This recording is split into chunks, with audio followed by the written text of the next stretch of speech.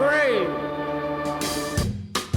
Podcast doesn't exist. Episode 14, man. Come on, man. 14, baby. This is a big one.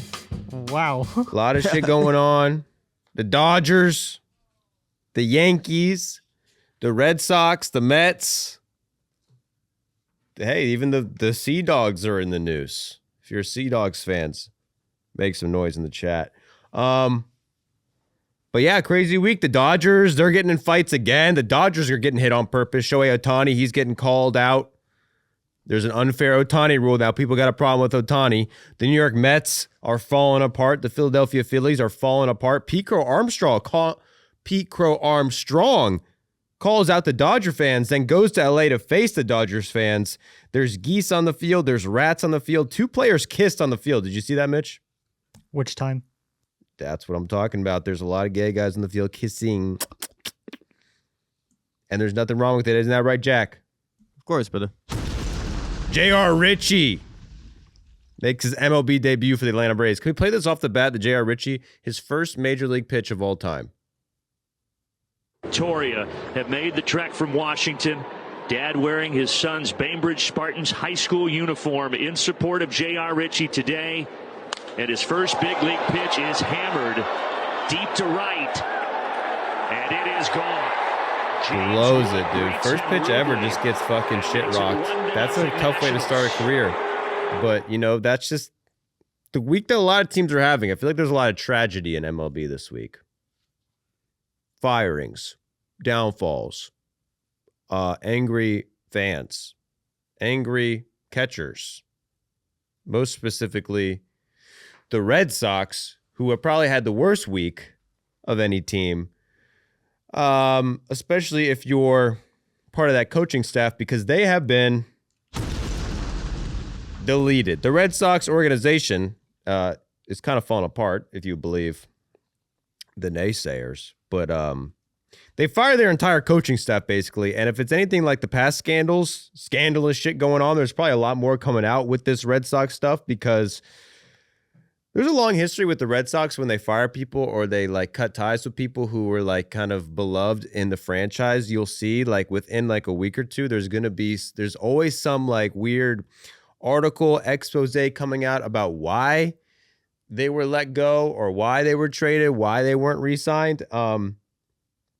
And if you haven't heard, the Red Sox manager, Alex Cora, has been murdered in terms of having a job. His job was murdered and given to someone else.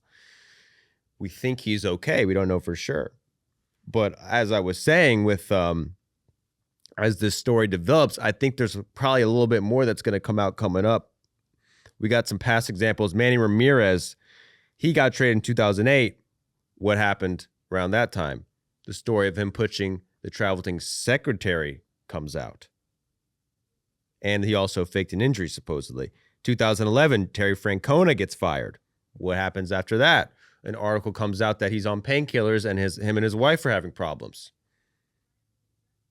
That's not good. 2011, same year, John Lester, they don't re-sign him. What happens? Story comes out, the guy was bringing chicken and beer into the clubhouse.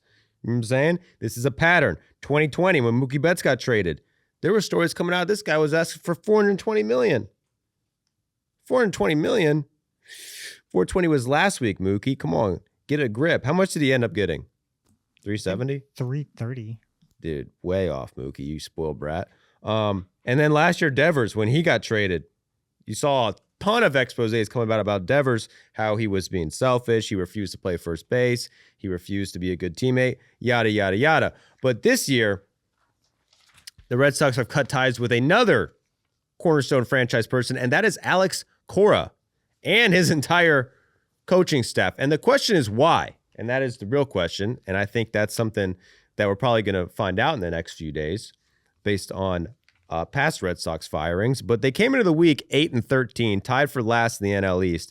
They got swept by the Yankees this week. They only scored 3 runs against the Yankees in a 3-game series. Not very good. So 5th worst offense by runs, 4th worst average in MLB, worst slugging percentage in the league. They are last in the league in homers. So the problem with them is they don't freaking hit. Okay, but on fucking Saturday, They play the Orioles, and guess what they do? They hit 17 runs against the Orioles. Looking good for the Red Sox. Things are looking up. Nope. That night, was it that afternoon? That evening. So right after that game, Alex Cora, manager, fired. Peter Fatse, hitting coach, fired. Dylan Lawson, assistant hitting coach, fired. Kyle Hudson, third base coach, fired. Joe Cronin, hitting strategy coach, fired. Ramon Vasquez, bench coach, fired. Jason Varitek, reassigned, but really fired.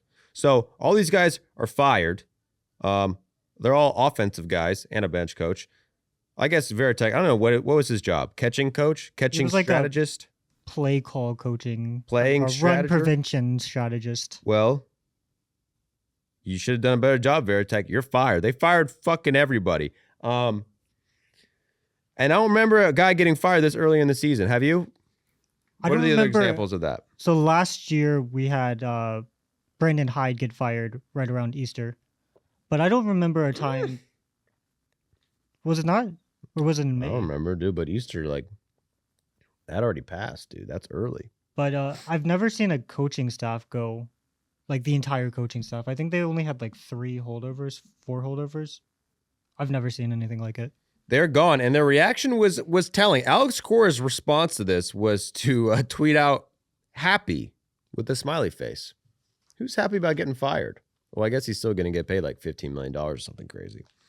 But he's apparently happy he got fired, all right? Just before 4 a.m., Cora sent a reply all to all of the Red Sox personnel because the president sent a group-wide email to the whole organization basically saying what the changes were. Cora replied to this email with the whole organization thanking the organization and saying that he will be okay with a winky face. That's 2 emojis that Cora has put out on record. One was a smiley, one was a winky. I don't want to read into the tea leaves, but a winky and a smiley, crazy. Then he shares a clip of Mookie Betts on Instagram.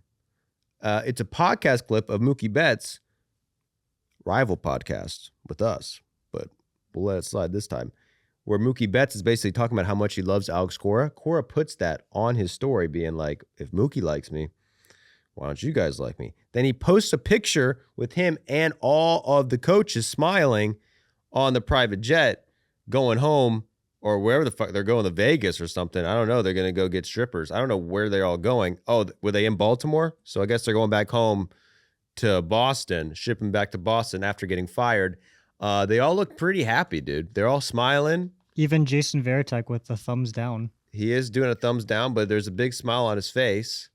They got fucked up on that plane. You know they did. Yeah, you could tell. I mean, they made The it 1 hour flight. They made it black and white too, which is, hey, that was a choice. But what does it mean? Black and white photo.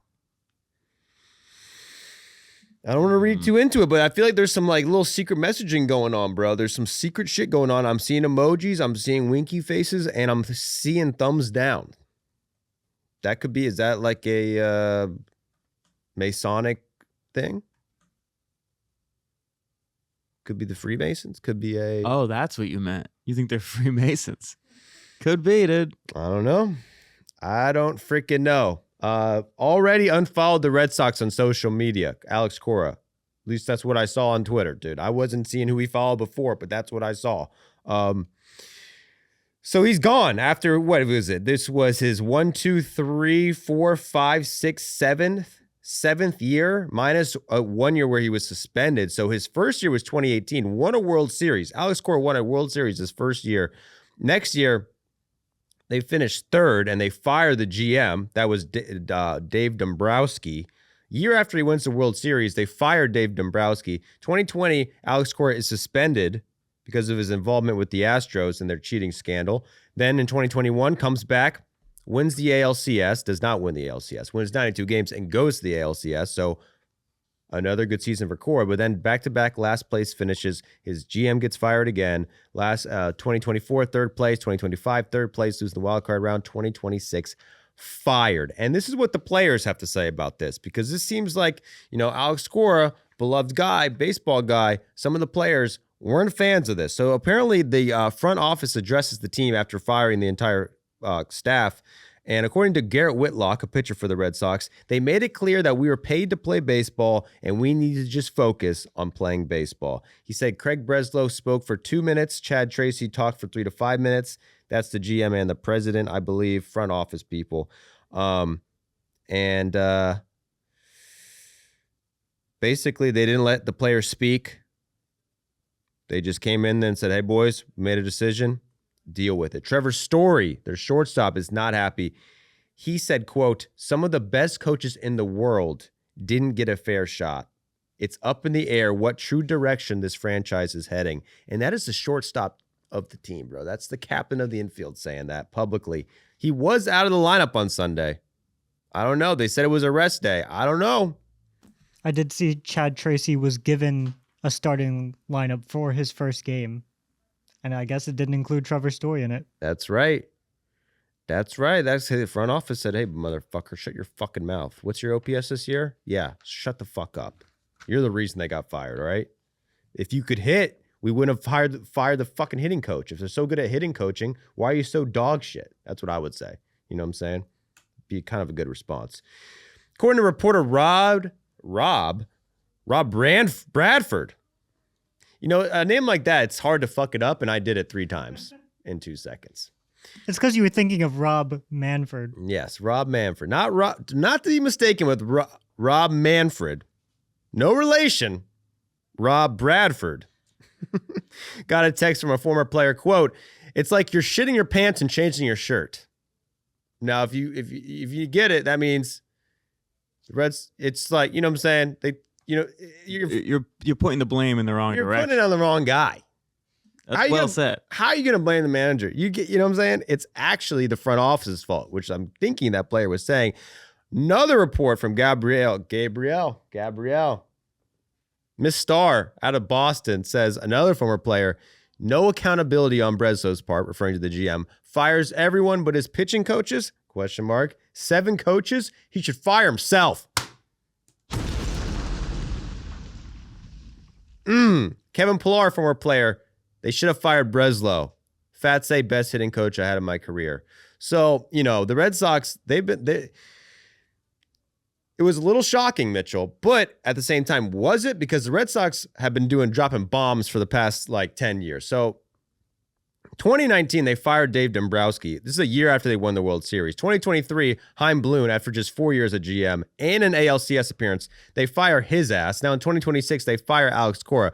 Breslow, who's the GM right now, who replaced Chaim Bloom in 2023, he's had 3 years, to get this shit going. 2024 missed the playoffs. Last year, they get to the wild card round but get eliminated. And this year, they're in last place. So I'm guessing, and this is a theory a lot of people are throwing out, that Breslow is feeling the pressure, right? Because they fired Dombrowski after winning the World Series. They fired Chaim Bloom after an ALCS appearance and, 4 years, really. A lot of people thought that was premature.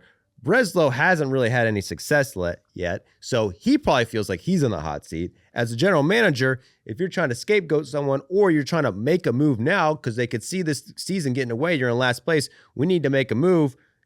Let's make a drastic move. We got to do something because if it keeps going this way, we're going to be in last place and I'm getting my ass fired. That's where the desperatity comes from. Desperation? Oh, desperado, bro. Desperado. Despacito. So he's feeling a little despacito and he sees the Puerto Rican manager and he fires his ass. It's not right. It's not right. But that's what I feel like is going on. There's a lot of pressure on this front office right now. They're in last place. It doesn't look like it's getting any better. They got to do something drastic. It's not too late to save the season. It's not like the Red Sox are out of it. You think they're out of it? Mitchell's ready to write them off. It's fucking not even Mitchell. I feel like I'm pretty biased. I hate Breslow. Why do you hate Breslow? He's just a guy who thinks he's the smartest guy in the room. And then he does some weird irrational shit and it doesn't work out. And then he continues to dig a hole. There's a quote from his press conference yesterday where he basically said he told Alex Cora that the way he constructed the roster this year was challenging. So he goes to Cora, he says, sorry, man, didn't do a great job of roster construction. You're doing the best that you can. Also, you're fired.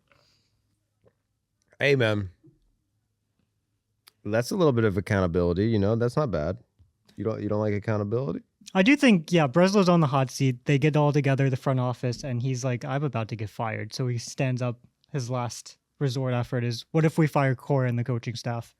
And John Henry and Fenway Sports Group goes, it's not a bad idea. Yeah, like I said, like when we open this, it's like there's a lot of question. Why would you fire Cora? He won a World Series. You know, what happened? Did you forget how to manage after you won a World Series? But it's like, bro, I bet you there's some behind the scenes shit that we're gonna see that comes out. Oh, he didn't listen to Breslow on this thing. He wasn't with the plan on this thing. He got mad because they didn't add anybody. Maybe he got mad because they didn't get JD Martinez in free agency a few years ago, or when they traded Chris Sale. Maybe he was mad when they traded Mookie Betts, or when they let Xander Bogaerts walk in free agency, or when he was upset when they traded Rafael Devers last year, or when they let Alex Bregman leave in free agency. These are all reasons you could see the manager may look at the GM, the front office, and be like, what the fuck, guys?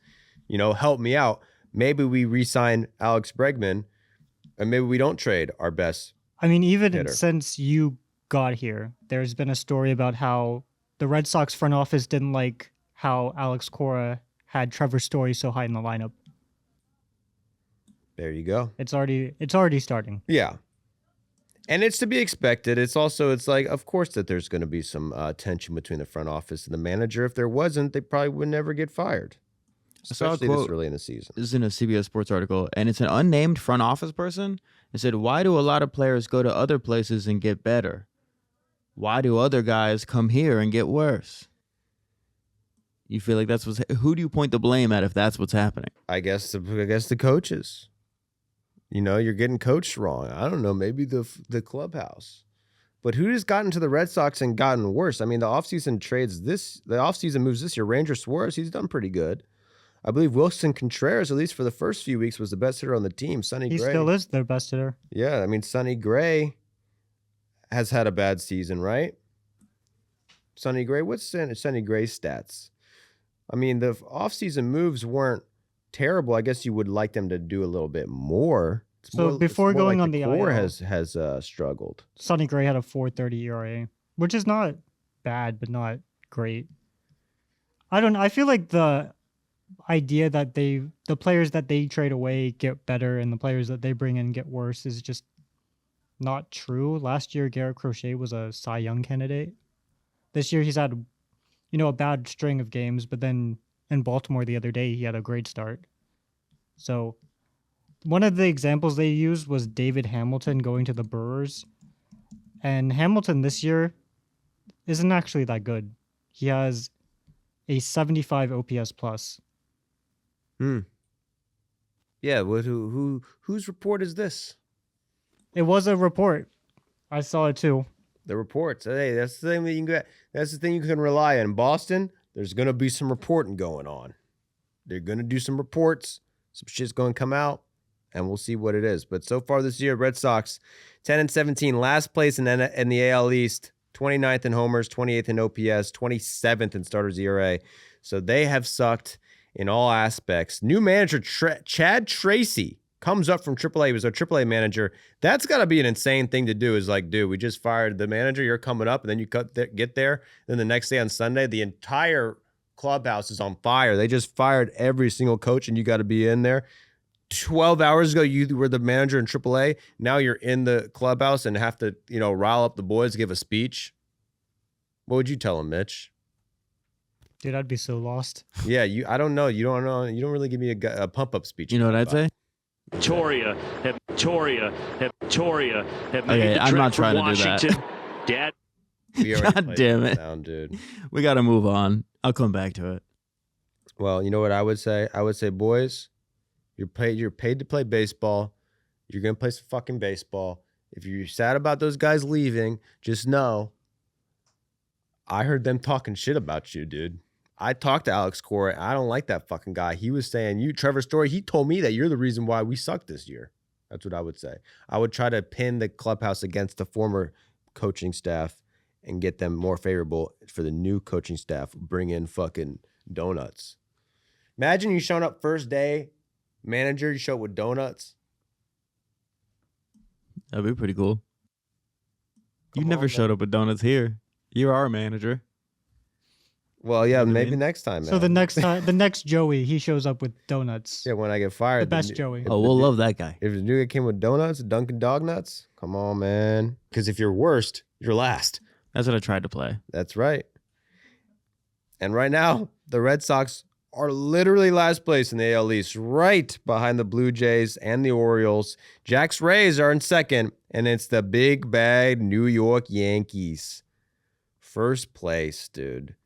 Just how God intended. The evil empire, New York Yankees.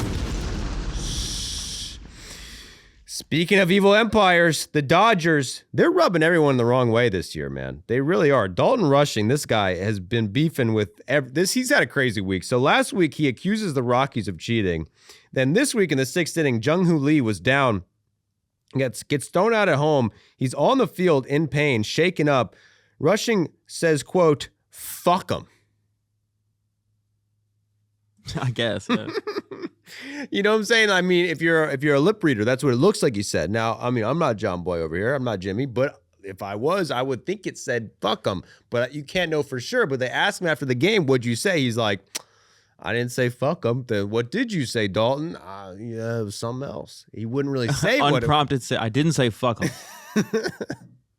He didn't say what he said. Then he gets hit by a pitch in the next game. Logan Webb nails him with one.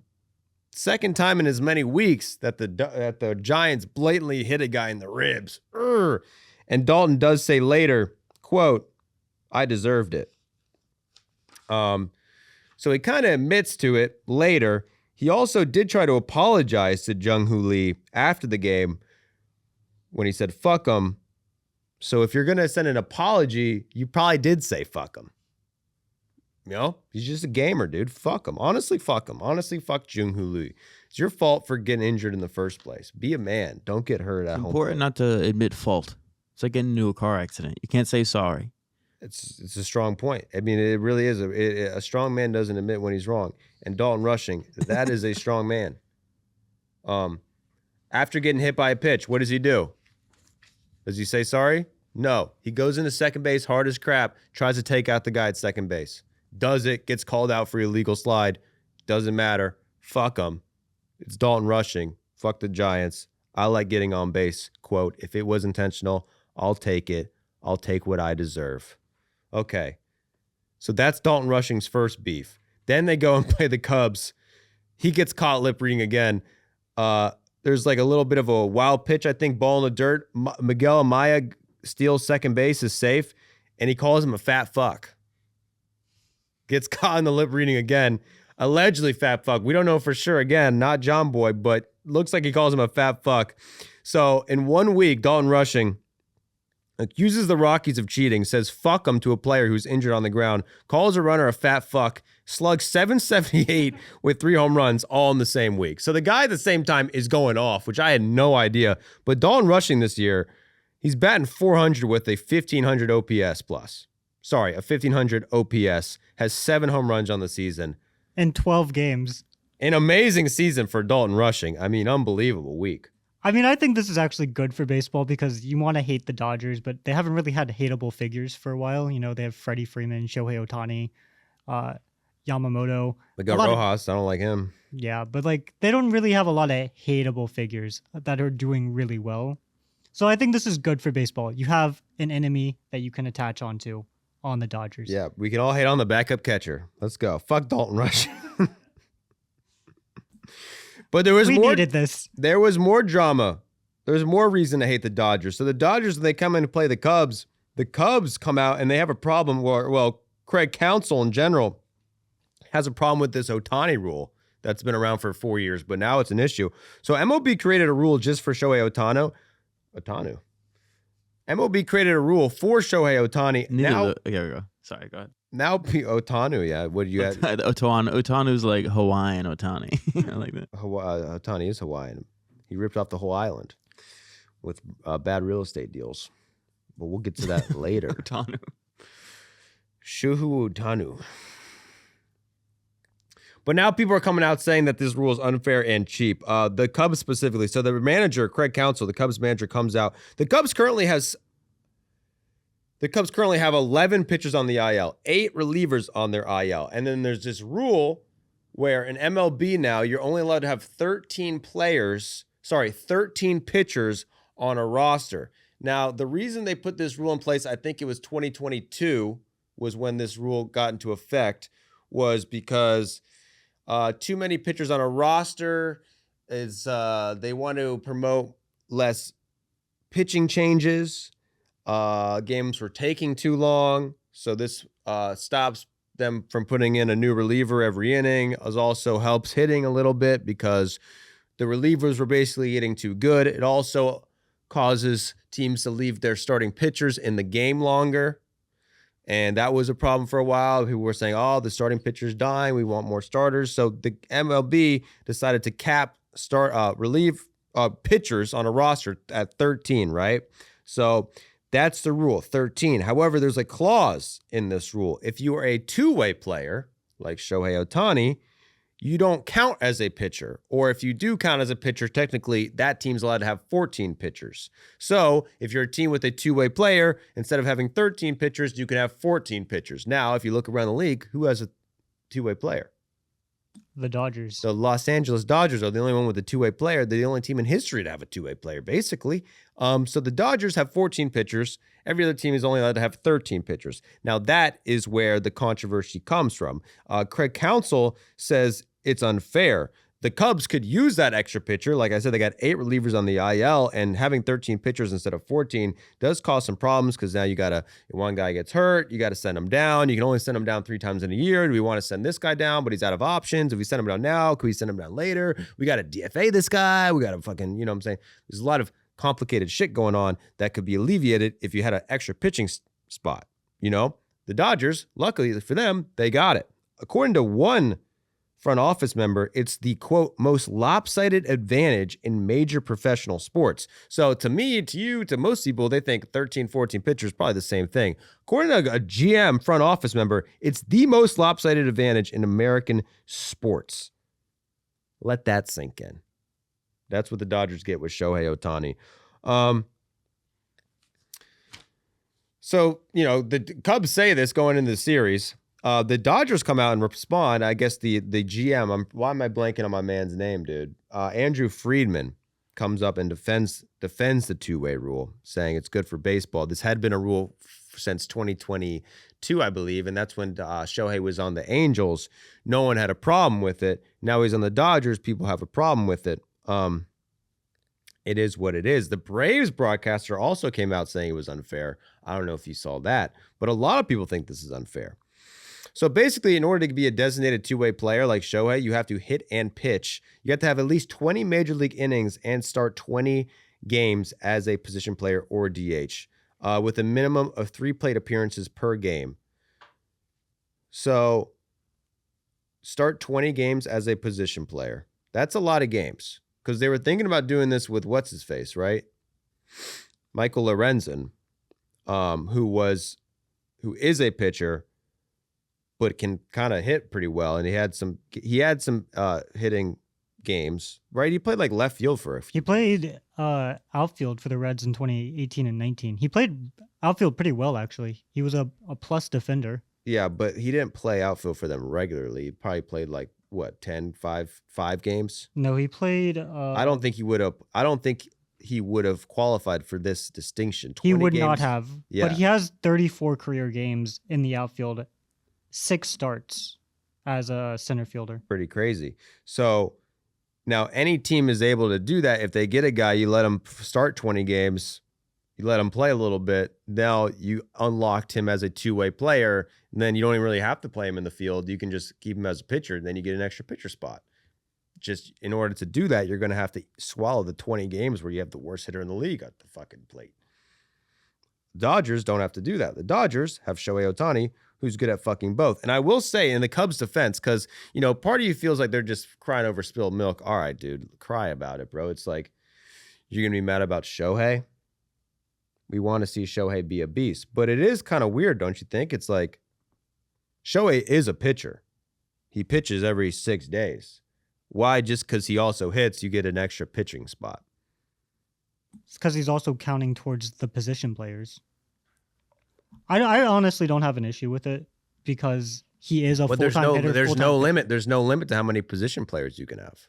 Right. But he's also a pitcher, so he's taking that pitcher spot technically, and he's He's technically not taking the pitcher spot. rotating over. He's not taking the pitcher spot, though. With this rule, it's like he doesn't count as a pitcher. It's basically like they just said, oh, well, if you have Shohei, you get an extra player. Now, the reason why they have the rule is because if there was ever a scenario, like last season, if this wasn't a rule, Shohei's season would have been fucked because he came up and he was pitching like 2 innings at a time to rehab in the major leagues. You know what I'm saying? If the Dodgers probably wouldn't have wanted him to do that if they had to get rid of an entire pitching spot just to have him rehab in Major League Baseball. If there was ever a scenario where Shohei was like hurt or they wanted to just pitch him, you know, it's like Shohei's an okay pitcher now, but he's kind of like a 1-inning guy. Like we don't really see him as a full-time pitcher. They would just not let him pitch because it wouldn't be worth the roster spot. Now with the extra roster spot, if there was ever a scenario where Shohei was like, you know, half injured or trying to rehab, you could do it and not have to worry about a team just throwing it away. You know what I'm saying? Because it incentivizes the two-way player, if you know what I mean. And maybe in the future there'll be a new two-way player because of this rule. I mean, there have been attempts at two-way players since Ohtani came into the league, and even since the rule changed. So the Mets' best pitcher right now, Nolan McLean, they tried him out as a two-way player, but his pitching just got so far ahead of his hitting that the Mets ultimately decided that it wasn't worth him hitting because he was just that good of a pitcher. Well, was he? Did he hit in games in the minors? Yeah, he started at DH and I think he had 10 or 15 homers in the minors. That's one of the best pitchers in the league right now. They called him Cowboy Ohtani. Let's see. Oh, wow, he had 19 homers in 64 games at Oklahoma State. But then in 2024, he had 8 homers. He got promoted to Double-A. He was pitching still really well, but his hitting kind of fell off. And so at that point, the Mets said, okay, we're not going to try this two-way player. And there've been other two-way players drafted, like Hunter Green was initially. Hunter Green, Bryce Eldridge. Reggie Crawford for the Giants too, I think. I mean, there was 19 two-way players technically drafted, I think, last year. But you know, I think most of the time you draft them as a two-way player, and then you kind of figure out before what it's going to be. Spencer Schwellenbach on the Braves was a shortstop. Or also, I think Jack Caglione, maybe they tried to make him a two-way player, but it doesn't last long. At least it hasn't yet. Shohei is in a league of his own. Anyway, so they argue about the Shohei rule. The Shohei rule needs to be a rule. Our rules are rules. Is it a little unfair? Kind of. Does it make the sport better? Yes. So that's the question. Fundamentally, are rules for fairness or to make the sport better? I've never thought about it that way. It's a tough existential question. Are we trying to keep this fair? Because sometimes the game being fair is not good for the game. But I would say that you got to put the game before fairness. Now, if the game's unfair, that's bad for the game. Everyone agrees with that. No one wants an unfair game. That's bullshit. So it's a tough balance. But I mean, this is not even the only Ohtani rule that they've made. The other Ohtani rule, shut the fuck up on that shit because, you know, the Cubs were also, I don't know if the Cubs, I don't think Council brought that up, but other people have, where it's like if Shohei's pitching and hitting and he gets taken out of the game as a pitcher, he's allowed to stay in the game as a hitter. And now some people are like, that's unfair, bro. It's also like, okay, I don't care if you that's want to unfair. be the lamest fucking person of all time. Like, dude, I'd much rather have that rule in play where Ohtani can stay in the game and they don't have to put him in right field like they did with the Angels for a few times just to keep his bat in the lineup. Yeah, that's when Ohtani first came up, he couldn't hit on days he pitched. That's lame. Yeah, be serious, guys. Be serious. It'd be the biggest, lamest rule ever. Well, technically, it's just not. It says here, you got to take him out. It's like, dog. It's like, dog. Come on, man. Let the man cook. Let the man cook. The Dodgers, anyway. They are cooking. First in the league in run differential, second best record in baseball, and the Braves. They were 4-3 this week. The starting pitching domination this week. Wroblewski, 11 innings, 1 earned run. Yoshinobu Yamamoto, 7 innings, 3 earned runs. Shuhei Ohtani, 6 innings, 0 earned runs. Tyler Glasnow, 8 innings, 0 earned runs. Emmett Sheehan, 6 innings and a third, 1 earned run, 10 Ks. That is a 1.131 ERA, guys.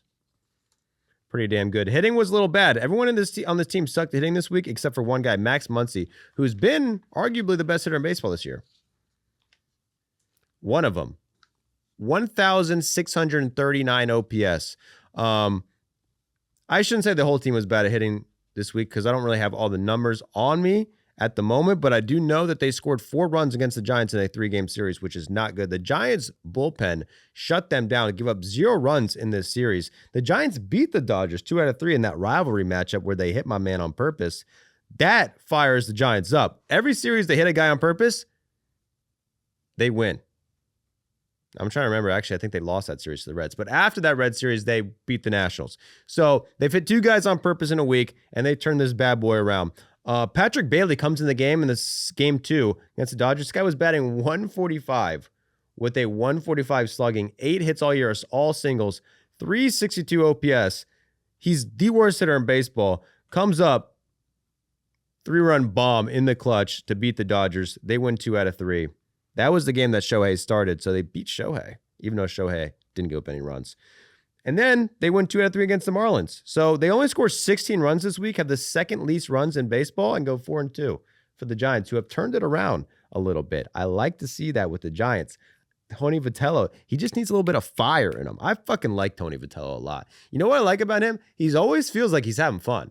Even I'm coming around to his whole season has just been like, this guy's a dumbass. He's way in over his head. He comes from college. This guy's fucking not doing a good job. And every interview, he's just like, yeah, man, hey, this is baseball, boy. You got to, the boys are bad. It's just, he seems like he's happy at least, Positive guy. Second best ERA in baseball for the Giants. Their bullpen pitched 17 innings and gave up just 2 runs. Third best bullpen in baseball this season. I think their second best ERA in baseball this week. I don't believe that's their entire season, but I will double check since, we got time. Yeah. So this week they had a great pitching performance this week. Third best bullpen in baseball this year. So watch out for him. One play to also watch out for is Rafael Devers, who, oh my gosh, -1 WAR, a whole WAR, dude. He's cost them an entire game so far this season. Worst player in baseball according to Fangraphs WAR. So slow start for Devers. Same thing happened to him last year though. Very slow start, and he did turn around a little bit. I don't remember what he finished on last year, but it hasn't been great for him. Last year he finished with a 851 OPS. Okay, so ended up pretty good. Not maybe as good as Devers of past. 213 average, 296 slugging, 544 OPS. However, RBI double on Sunday, so maybe he's turning around, but. Yeah, Devers, you're going to have to pick it up, man. I don't want you embarrassing His Vitello. Baseball Savant page right now looks like a bell curve if you turned it vertical. Bell curve. It's bad. Explain to Jack what a bell curve is. I think Jack knows what a bell curve is. Yeah, go ahead and explain it for me. You have the distribution where the median is in the middle and you have the outliers on the edge. You're going to have to explain a median to Jack real quick. I can't tell if you don't know it and you're doing a bit or I'm just trying to help you get it, trying to get you a little bit of a better understanding of the math going on around here. You ever played that game, Median? Not yet. Medium? What is median? Median. It's like when you each say a word and then you, on the count of 3 say another word. You're trying to get to the same word. How does that work? Anyway, next episode we'll do it for about 2 hours. More like medium. Rare. That's how I like my steak. But yeah, Devers, terrible. Worst player in baseball according to Fangraphs WAR. Speaking of slumps, Shohei Ohtani, okay, after Friday in his 4 games, 1 for 16, 0 home runs, 0 RBIs, 1 walk. His OPS got below 800, which is not Ohtani level. Saturday, though, 1 for 3 with 2 walks. Then Sunday breaks out 3 for 3 with a double and a home run. 6th home run of the season. Boom. Thank God for the Shohei rule. Then he pitches his third scoreless appearance on Wednesday. 6 innings pitched, 5 hits allowed, 0 runs, and 7 strikeouts. So 3 out of 4 of his starts have been scoreless for Mr. Ohtani, who has the second best ERA in baseball among starters, minimum 20 innings. Dodgers end the week 4-3, best record in baseball other than the Braves. Best record in the NL West. They are in first place, right above the Padres of San Diego, the Diamondbacks, the Giants, who have overtaken the Rockies to be in fourth, and the Rock Show in last place. The Rockies, pretty good weekend too, though. We will get to that. I do want to talk about Shohei winning the Cy Young. I think it's really just going to come down to innings, dude. Can he get the innings? The innings are lagging. But you know that, I mean, he's like 1 inning, I think, off being qualified right now. Maybe less than an inning. Like, he's basically qualified. I know for a fact Shohei has mapped out the whole season. He's going to be qualified if he doesn't get hurt. And if he's qualified, he's going to win the Cy Young. Now, do you have to be qualified to win a Cy Young, technically? I don't think you do. The fewest innings pitched, though, by a Cy Young winner was Corbin Burns in 2021. He had 4 innings above the minimum. Well, what about relievers who have won it? Good point. Good point. Good point. Good point. Anyway, let's move on to the measly Mets. Oh my gosh. So the Mets. Oh, I unplugged my soundboard, bro. Oh, I was wondering what that was. What the fuck, dude? Oh, did I turn it off? Hold on, I'll check. Go ahead. Keep going. This is not good, bro. Okay, so the Mets, man.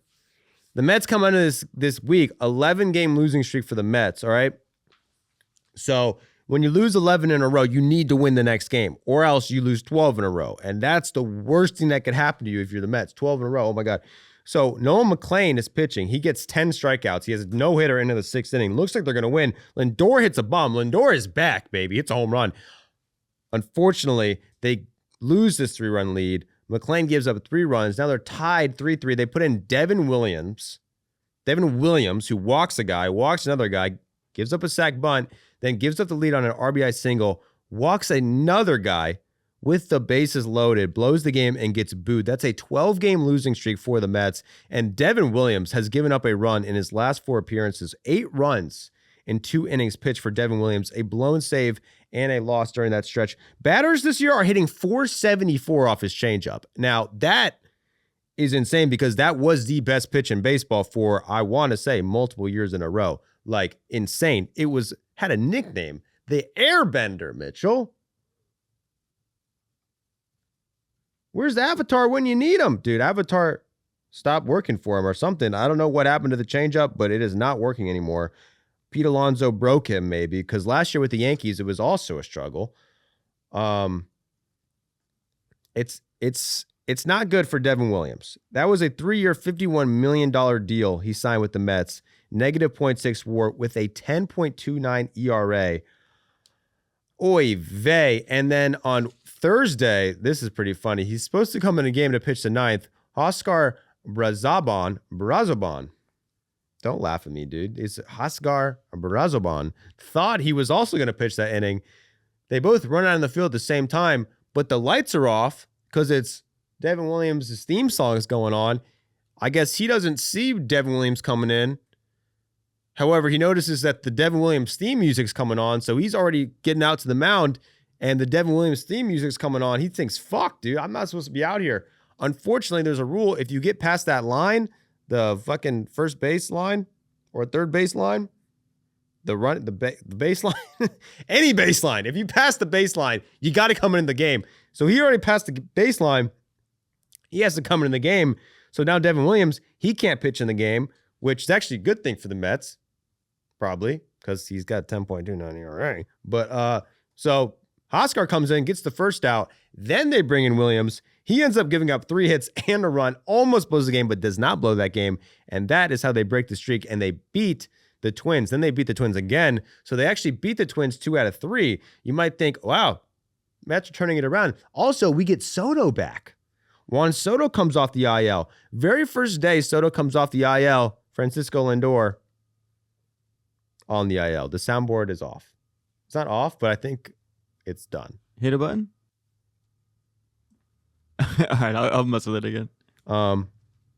Anyway, so would have been perfect time for a soundboard, but we don't have a soundboard at the moment because I think I unplugged it. Anyway, so Lindor, he gets injured with a calf strain, won't do baseball activities until mid-May at the earliest, which is not bueno. Also was dealing with a hamate injury, so tough for the Mets. They get Soto, but they lose Lindor. That tells me they really do hate each other because they couldn't be in that locker room for one fucking day. Or they love each other. They went down with the same injury. Bruh, they don't love each other at all. Solidarity. Do you see the handshakes going on? Lindor's had weird body language all season. We've seen it. Everyone's seen it. Everyone's talking about Maybe it. they're too shy to show it.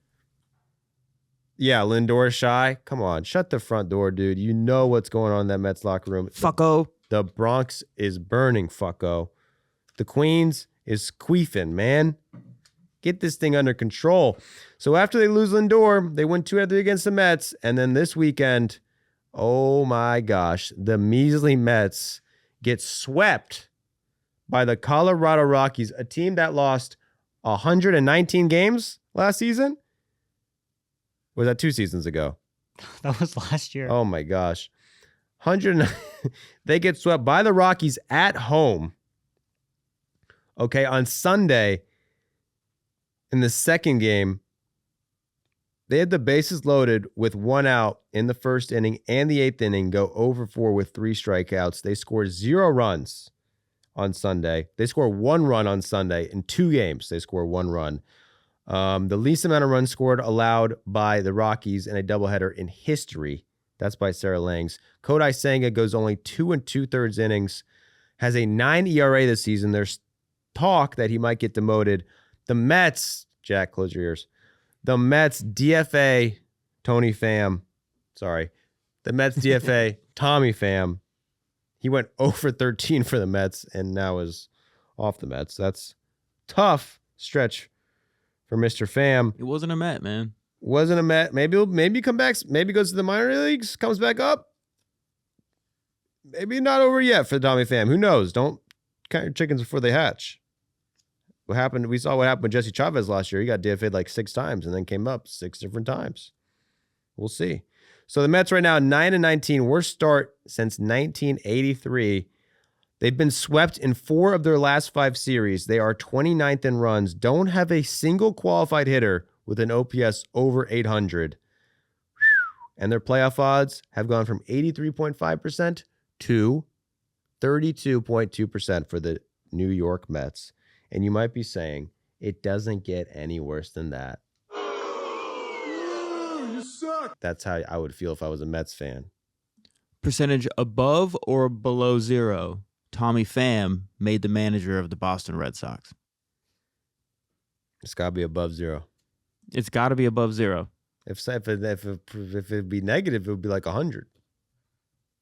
Can you imagine Tommy Pham A negative as a manager? percentile. A negative percentile goes, isn't it like goes around? So now, if you have negative 1%, that's really like 110%.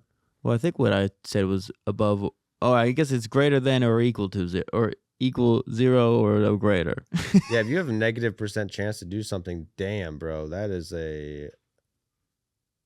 Put that in the calculator. I don't think you could. They haven't even invented that number yet. Yeah. We're breaking ground. A negative. We'll call science right after this podcast. A negative %. We invented the negative %. Like this, they said it couldn't be done. Is that But then we did the numbers, and Tommy Pham has a negative % chance to be the Red Sox manager. There's a few hundred people listening right now just going, come on, man. Those who are smart. Whatever. Anyway, transition. The Phillies might be worse than the Mets. The Phillies losing streak has just been overshadowed because the Mets losing streak was so embarrassing. And then the Red Sox had their blow up this weekend. Everyone forgot to talk about the Phillies, who fucking lost 10 games in a row. So the Phillies come into this week losing 5 in a row. They lose 5 more in a row. So that's 10 losses in a row. Lost 15 of their last 18 games. They have a negative 54 run differential, the Phillies. That's the worst in baseball. Their run differential is 24 runs worse than the Mets. We just talked about how shit the Mets were. They're last in everything. 24 runs worse than the Mets in run differential for the Phillies. 10 losses in a row. 7 of those losses were to the Cubs. So the Cubs really did it to them, dude. The Cubs put a gun to their head, and our Braves. But the Cubs especially put a gun to their head and said, sorry, buddy. Hate to do this to you. You know what I'm saying? But that's what happened. The 7 of their last 13 games were against the Cubs. The other 6 were against the Braves. So they had a weird schedule. Mitchell highlighted this a couple weeks ago that they were going in this stretch of 13 games against the Cubs and the Braves. Didn't go great. They go 1-6 against the Cubs and 1-5 against the Braves. So they entered this stretch. They were 8-8, 1.5 games back of the Braves. Today, they are 9-19, tied for the worst record in baseball, and are 10.5 games back of the Atlanta Braves, bro. 10.5 games back in April. Golly. Taijuan Walker didn't make it. Taijuan Walker gets DFA'd. He signed a 4-year, $72 million contract with the Phillies. Since then, has a 5.12 ERA in 402 innings pitched. So, yeah, $72 million contract to being cut from the team, basically. Tough for Taijuan Walker. He had a 9.13 ERA this season in 22 innings, negative 0.7 WAR. His fastball velocity is down. In 2021, he was an all-star. He was throwing 94.5 miles per hour. It's down about 3% this year. So this year, Taijuan Walker, before getting DFA'd, opponents were hitting .353 against him with a 1,074 OPS. Joe DiMaggio in the year hit 56 games in a row, .357 with a 1,083 OPS. So that's from Jason Stark. That shows you how much of a struggle it was for Taijuan before he was excommunicated from the filthy Phillies. Aaron Nola, is he going to be the next to go? Because Aaron Nola, I mean, that would be a lot of money to cut, but holy crap. Last season, he had a 6.01 ERA. This season, 6.03 ERA. From 2026 to 2030, the Phillies are going to have to pay him $122 million, and he's rocking a 6 ERA the past 2 years. Not great. He allowed 6 earned runs in 4 2/3 against the Braves on Sunday. And the Braves mollywopped him, man. Would you expect anything less? One shining thing, the shining line, the silver lining in all of this. Zach Wheeler returns. They thought he'd never pitch again. According to Bryce Harper said that. I was like, damn, I didn't know that was on the table. He said, we're surprised he ever pitched again. Well, Zach Wheeler almost died of a blood clot last year. And now he's not only is he alive, he's pitching in the major leagues for the Phillies. He pitched against the Braves, 5 innings, 6 Ks, 2 earned runs, and they beat the Braves. Did I say he pitched against the Phillies? He pitched against the Braves and had a pretty good start, and that was the game they beat the Braves. That's the only game they won all week.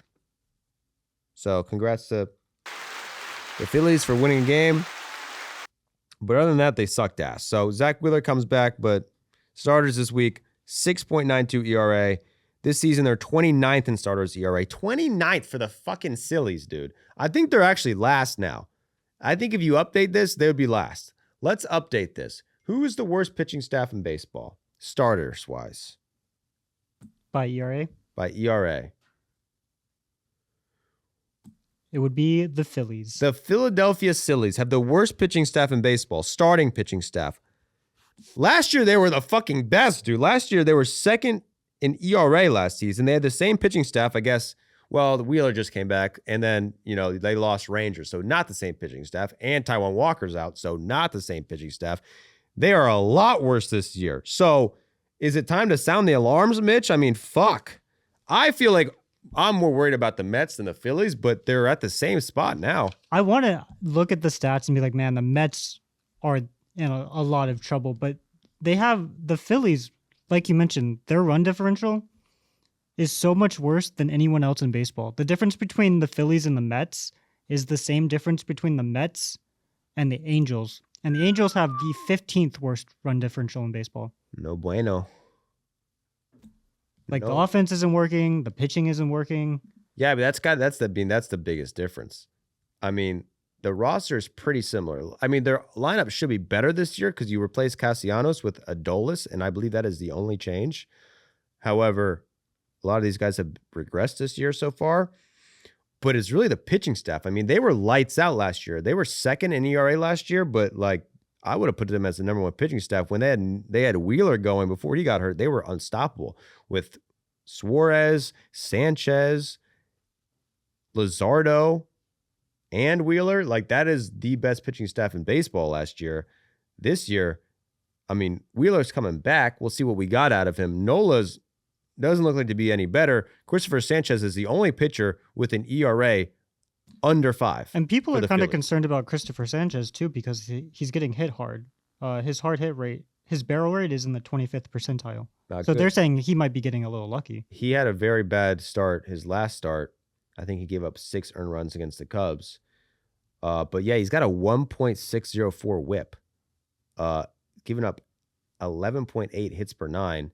Somehow only has a 2.94 ERA.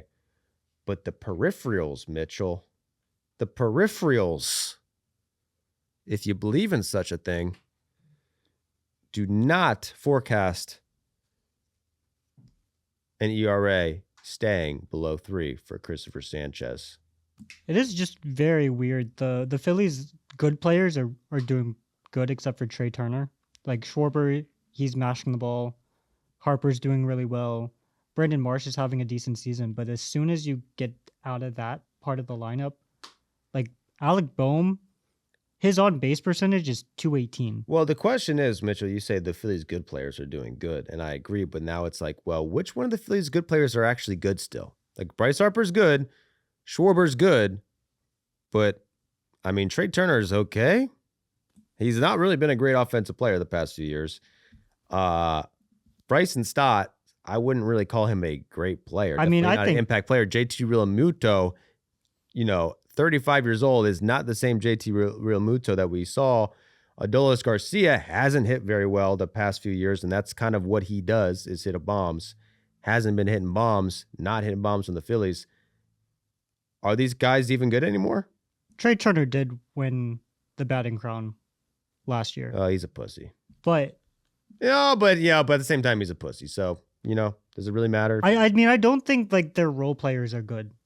If we're talking about them, like I don't think Alec Boehm has ever been a good player. Trey Turner's 5th in MVP voting last year.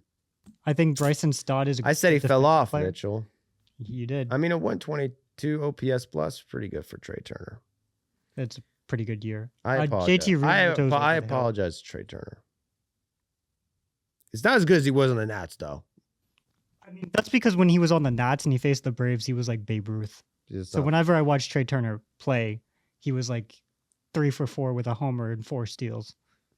He was the greatest player I've ever seen. and the World Baseball Classic. Yeah, I apologize to Trey Turner. Actually, last year was his second best season ever, 5.4 WAR. And I called him a pussy? Unbelievable. But he's got to pick it up this year. Someone's got to do it. Because they get mollywopped. The Phillies right now tied in last with the measly Mets. Wow. I mean, the Braves are just going to run away with it. I mean, they might. They have a the biggest 6.5 competition game is the lead. Marlins. Yeah, the Marlins are on our tail. 6.5 games back of the Braves. Mets last place, Phillies second to last, and the Nationals, the Marlins, and the Braves. 11 games over 500.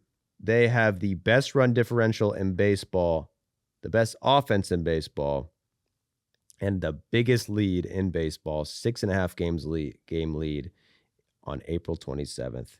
Give it up for the hot Atlanta Braves. But, the team that we owe that to, a lot of that is the Cubs, because the Cubs, hottest team in baseball at the moment. The Cubs had a 10-game winning streak. During that streak, they beat the Phillies 6 times, beat the Mets 3 times, and then beat the Dodgers. So if you went to the series, I mean, the Mets and Phillies, they've been struggling this year. But if you were, before the season, if you would have said, wow, the Cubs have a 10-game stretch where they have to play the Phillies, the Mets, and the Dodgers, you'd say, wow, that is going to be tough. I mean, I hope they frickin' make it out of there alive. They win every single game. Well, they end up losing to the Dodgers. But 10-game winning streak against the Phillies, Mets, and Dodgers. During that streak, they're first in runs, first in average, first in on-base percentage, first in slugging, first in OPS, and third in home runs. What does that tell you? The boys can mash. So, Seiya Suzuki. Say Suzuka. Seiya Suzuki.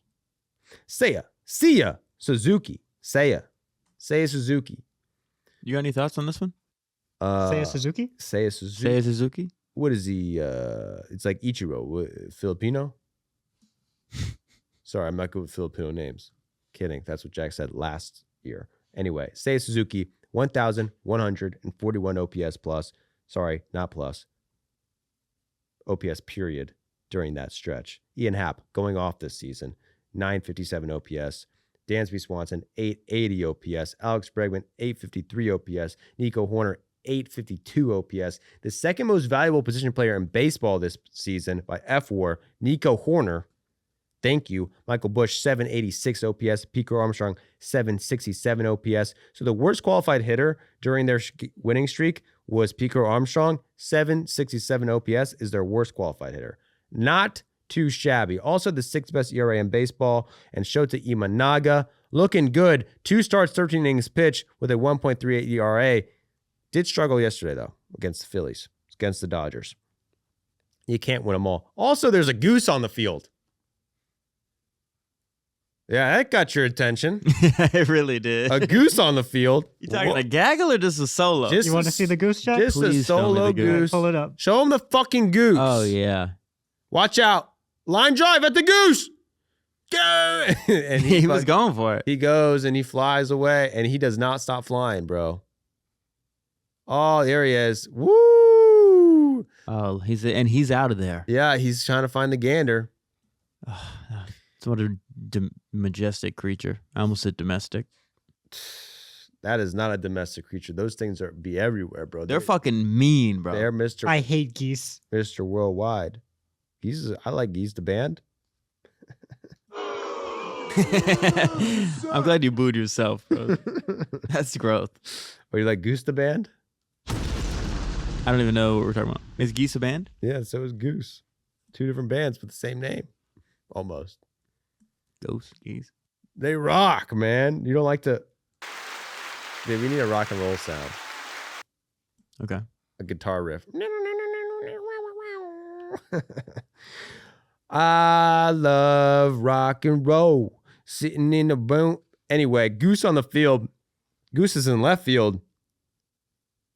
It gets even crazier. So we see it. There's a goose in left field. Michael Busch hits a ball at the goose. The goose flies away, flies out of the stadium. Exactly 1 year ago to the day, there was a different goose also at the field, not on the field, on top of the ivy in the bleachers. They actually had to close a section of the bleachers for the goose. 1 year to the date, there is a goose on the field. They don't know if it's the same goose or a different goose. I don't know if there even is a way to know, but kind of crazy. It gets even crazier. Day after the goose is there, there's a rat on the field. You ready to see the rat, Jack? I'm ready. This is a big one. Jack knows a lot Oh, about yeah. rats. Yeah, so there's a rat on the field, and guess what it does? Good seats. It got great seats. It gets off the thing, and it runs across the Phillies dugout. It curses the Phillies, who are on a tough stretch, and it stops, and it scares the one and only Taiwan Walker. Right here, Taiwan Walker gets scared. He gets DFA'd 2 days later. See, and you think that's why? Yep. It is tough because I'm not scared of a rat, but if you don't expect a rat and you look down and there's a rat at your foot, Oh. it'll make you jump. They're disgusting, bro. Ever walk down one of these alleys and then you're like Oh, yeah. I spend most of my evenings walking down alleys. looking for rats? I know. I fucking dodged 5 rats a week. Yeah, I mean, a rat at one time ran so hard into my foot that it tripped me, and then we both freaked out and ran away. Oh. We had a cup of coffee, talked about it later on. It was fine, but still. Okay, rats don't drink coffee, dumbass. What do they drink? dude? Rats, yeah, probably don't even probably drink shit, dude. They don't even need liquid to survive. They probably drink. What? Soda? I think they're okay. Yeah, Soda in the trash can. They're maybe. drinking that alley water with all the oil puddled in. Ooh, Don't bash it till you try it. I'll take a glass. I know I could use a glass with a little motor oil in my system. Get me flabbergasted. I'm trying to get flabbergasted, dude. Do you know what flabbergasted means? I got It doesn't seem like it. dude, I got flabbergasted on Saturday, dog. You should have seen me. You could have been flabbergasted on Saturday if something crazy happened and it shocked you. I'm getting flabbergasted. Speaking of flabbergasters, bro. One of the biggest flabbergasters in the league, man. Pete Crow Armstrong, this guy. So Pete Crow Armstrong grows up in Los Angeles. LA kid, dude. His mom's an actress. She's in the movies. He's a Hollywood guy. Comes out this offseason. He says, quote, I love Chicago fans. They aren't just baseball fans who go to the games like Dodgers fans who take pictures and whatever. They are paying attention. They care. So he sends massive shots at Dodgers fans this offseason. You know? I mean, blatant. What's the word I'm looking for? Uncalled for shots. Like, you know, the Dodgers fans, it wasn't like the Dodgers fans said, Pete Crow Armstrong, you're a fake baseball player. And he had to say, well, you're fake baseball fans. He just was like, yo, Dodgers fans suck. They weren't even asking about the Dodgers fans. They were just asking about Chicago. And he was like, you know what? I like Chicago. The reason why I like Chicago so much is because I'm from LA and everyone there who likes the Dodgers is a piece of shit, essentially. So then they ask him to clarify these comments. And he basically says like, yeah, I stand by him. I don't really like Dodgers fans. That one guy got stabbed in the parking lot. That sat with me. It's kind of weird to go to Dodgers games. They're kind of whack. So he's egging him on. Now he's got to go to LA and play in LA. Gets booed in his first at bat. Obviously hated in LA. Strikes out. Dodgers social media posts a video of it and says, a strikeout worthy of taking pictures and whatever. This is a reference to him obviously telling that's what Dodgers fans do is they go there to take pictures. He ends up going 1 for 3 with a walk and scores 2 runs because in the 9th, he lines a single. Dansby Swanson hits a go-ahead home run, and the Cubs beat the Dodgers for their 10th game in a row. So what does Pete Armstrong do? He goes in the dugout and he says, where are you? Where are you? He's talking to the Dodgers fans above the dugout who are nowhere to be found, saying they're fake fans. They ask him about it after the game, and he triple quadruples down. He says after the game, quote, what do you say, Mitchell? Just kidding. Was I poking at Dodgers fans? Absolutely. I'm not getting at diehard fans. They absolutely exist, but it's a see me city. It's a Lakers city where people show up to sit courtside and look good. And I view it the same way here. It's a see me city, baby. You're just there to be seen, man. And that's not cool. Anyway, game 2, he comes up with the bases loaded down by 4, strikes out. 0 for 4, 4 Ks. Misplays a tough play in center field. Has a tough game for the Dodgers fans who have a field day on him. Makes a good play in game 3, goes 1 for 3 with a walk. So he goes 2 for 10 with 2 walks this series. The Cubs end up losing that third game, and they lose 2 out of 3. But the Cubs have a great week, and they have ascended. I don't know where they started this week, but right now they are in second place, 1 game back of the Cincinnati Reds. So shout out to the Reds for staying in first or getting to first while the Cubs have a 10-game winning streak. Right above the Pittsburgh Pirates, who are 2 games back. The Milwaukee Brew Crew, 3.5 games back, are in last, tied with the St. Louis Cardinals. That's just a little bit of a snapshot for the NL Central before we get to the rest of those teams. I want to talk about the Athletics now because the Athletics, not only are they a piece of shit franchise, they're a piece of shit franchise in first place. And now you don't say that every day, but right now we got a team without a city in first fucking place. That's pretty impressive. They share a team with a AAA team. Tickets this week were cheaper for the AAA team than the A's game. Pretty funny. There's this guy had a screenshot. He got an advertisement for an A's game and then back-to-back advertisement for the AAA team. And it was like the AAA team was promoting $10 tickets and the A's were promoting $8 tickets. So it's more money to go to the AAA team than the A's. Yet the A's are in first place. They beat the Mariners 2 out of 3, then beat the Rangers 2 out of 3. That's 4 out of 6. And move into first place in the AL West. Only team in the AL West with a winning record right now. They got a guy named Carlos Cortez. This guy's got a 1,121 OPS. he was a 28-year-old rookie last year who was great last year in a limited season. I don't even know if he qualified for rookie. So he's still rookie this year. He exhausted his rookie eligibility, but he didn't play that much last year. So he had a 129 OPS last year, OPS plus last year. This year through 22 games, he's fourth in MLB in OPS. He's a fun player too. He's 5'7". 5'7". And he's a switch thrower. And they've been using him as the DH. And a 28-year-old rookie. This guy's a legend, bro. Wow, 28-year-old rookie. He's 5'7". He's a switch thrower, and he is the fourth best hitter in MLB according to OPS. A little short king for you. That's a first-place player on a first-place team, man. Inspiring. Also, Nick Kurtz, this guy, this is from Sarah Lang's, most consecutive games with a walk, 16 games in a row with walks. He's been walked 16 games in a row. The record is 18 games in a row. That's Barry Bonds. If you're in a walk conversation with Barry Bonds, that is legendary shit. So he is 3 games away to break the walk record. He's walking every fourth time he comes to the plate. That is insane, dude. His walk rate is higher than 6 qualified hitters on base percentage. So if you just took out all of his hits, he'd still have a higher on base percentage than 6 guys who have qualified at bats. Discipline. That's right. Barry Bonds has the record 18 games in a row with a walk. He also had 17 games in a row with a walk. Nick Johnson, not to be mistaken with Dick Johnson. Nick Johnson of the Nationals, I'll never forget, Nick Johnson had 17 walks in a row. Consecutive games with a walk. And Nick Kurtz, right now, 16th. He is 1 away from tying the third place record. They play tonight.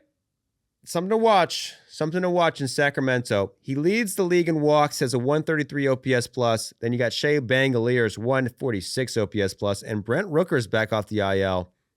That's going to be good for them because they're currently 18th in run, 14th in relievers ERA, and 26th in starters ERA. So if you're looking to diagnose a potential downfall for the first place Athletics, it would be their starters. This week they did pitch well, 2.91 ERA, and that's why they went fucking 4-2. Duh, crack the code. If you pitch well, we actually win games. You know what I'm saying? I didn't like that. Clip that, send it to the A's so they start pitching better. I mean, they got Dallas Braden in there in the broadcast booth. I thought he's supposed to be coaching the boys up. Isn't that your boy? As my boy, we got to call him, bro. What? We got to get these guys in the slab lab. Call him right now. You won't. No, not on the show. He's got his own shit going on. Anyway, he's a first place broadcaster for a first place team. Playoff odds are at 38.7%. A little low for the A's, man. I was expecting more for a first place team. Seattle Mariners, who are currently in third place, have a 74.9% chance to make the playoffs. They are 1.5 games back. And the Rangers, a 54% chance to make the playoffs, who are 1 game back. So even though the A's are in first place, they are not favorited to win this division as it stands. That would be the Seattle Mariners. But before we get to them and the rest of that division, let's go to the Royals, man, who the Royals entered this week on a terrible streak. The Royals were on a 7-game losing streak, tied for the worst record in baseball. Then they lose 2 out of 3 to the Orioles. Their bullpen blew another game, the first game of that series. Last week, their bullpen blew 3 leads in 3 games, an entire series. They blew the entire series, got swept because the bullpen blew it. They gave up the tying run in the 9th for their 8th straight loss on Monday or Tuesday. Granted, it was only a 1-run lead. It wasn't really the bullpen's fault. It was really the offensive fault because they only scored 1 run against the frickin' Orioles, who are not a great pitching staff.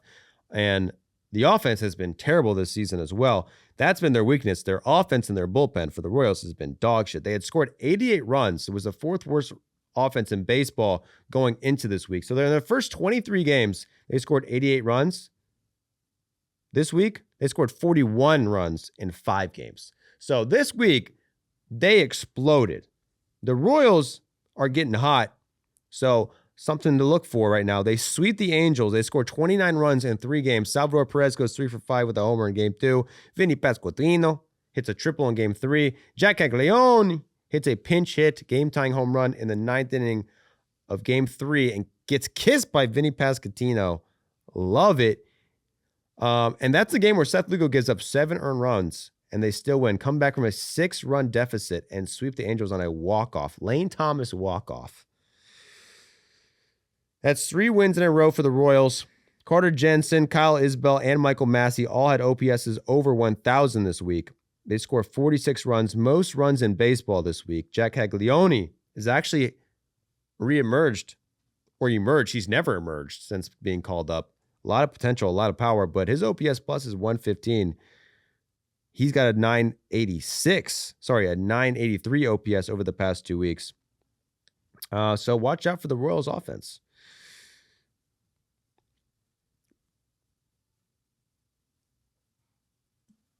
Did you fall asleep? I don't know. You got anything on the Royals, Mitchell? No. Moment of silence, I guess. Moment of silence for the Royals. Because the thing is, it really comes down to the offense for them, bro, because the starting pitching is going to be fire. Starting pitching is always fire. 6th in starting pitching ERA this year. Last year, they were 7th. 2024, they were 2nd. I don't think they get enough credit for that, but they do kind of have like a pitching lab over there, it seems. Pretty good starters. Also, the Royals still haven't really seen the Bobby Witt Jr., who's been one of the best players in baseball. He's still 7th in WAR this year, but his OPS is under 8. He hit his first homer of the year yesterday, I believe. So maybe he's starting to get going. The whole offense is waking up. If they can keep it up, they can keep it up. I mean, they've had a terrible start to the season with that division right now. It is mid, brother. They're not performing well. So the Royals still, even after this little small win streak they got going on, last place, tied with the White Sox, but they're only 3.5 games back of first place because the Twins are in third. They're 4 games under 500. The Detroit Tigers and Guardians are tied for first, and they are 15 and 14 each.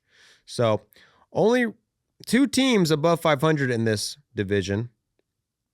Well, really, yeah, I guess 2 teams over. That's normal, but they're only 1 game over 500. Sorry, I left the camera on Mitch for who knows, maybe 4 minutes. Oh, they're on accident. gonna be complaining, dude. We were trying to fix his mic the whole time he's on camera. Anyway, sorry, go on. Yeah, pure panic on his face.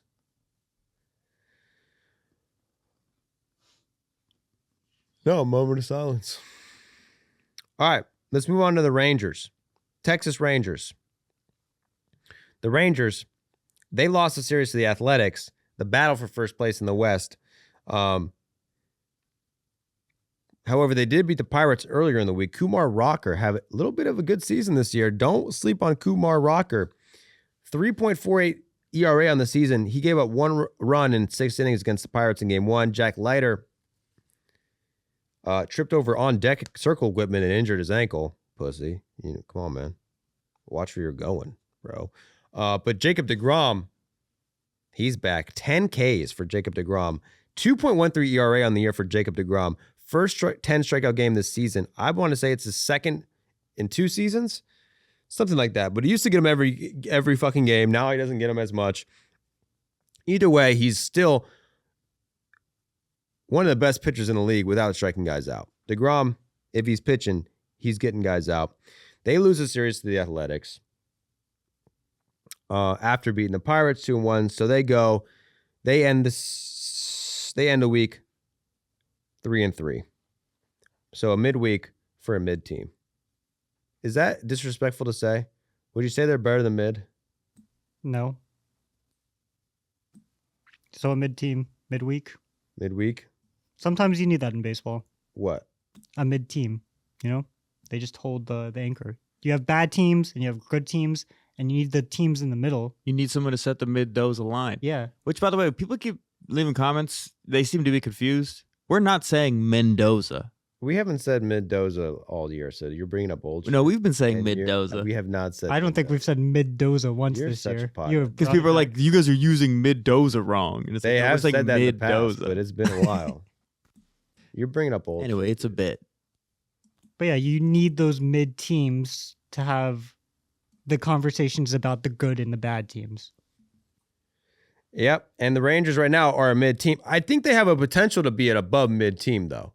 I think they have the potential. First of all, the one guy I'm worried about the most is Nathan Eovaldi, who last season had a 1.79 ERA in 22 starts. Right now has a 5.79 ERA, has given up more homers than anyone in baseball. He's got a negative .4 WAR. That's not going to get it done. They do have the best bullpen in baseball at the moment, that's not a bad thing. I'm a little surprised how their pitching staff, which I was really high on going into this year because we're high on Mackenzie Gore, who hasn't really been the guy.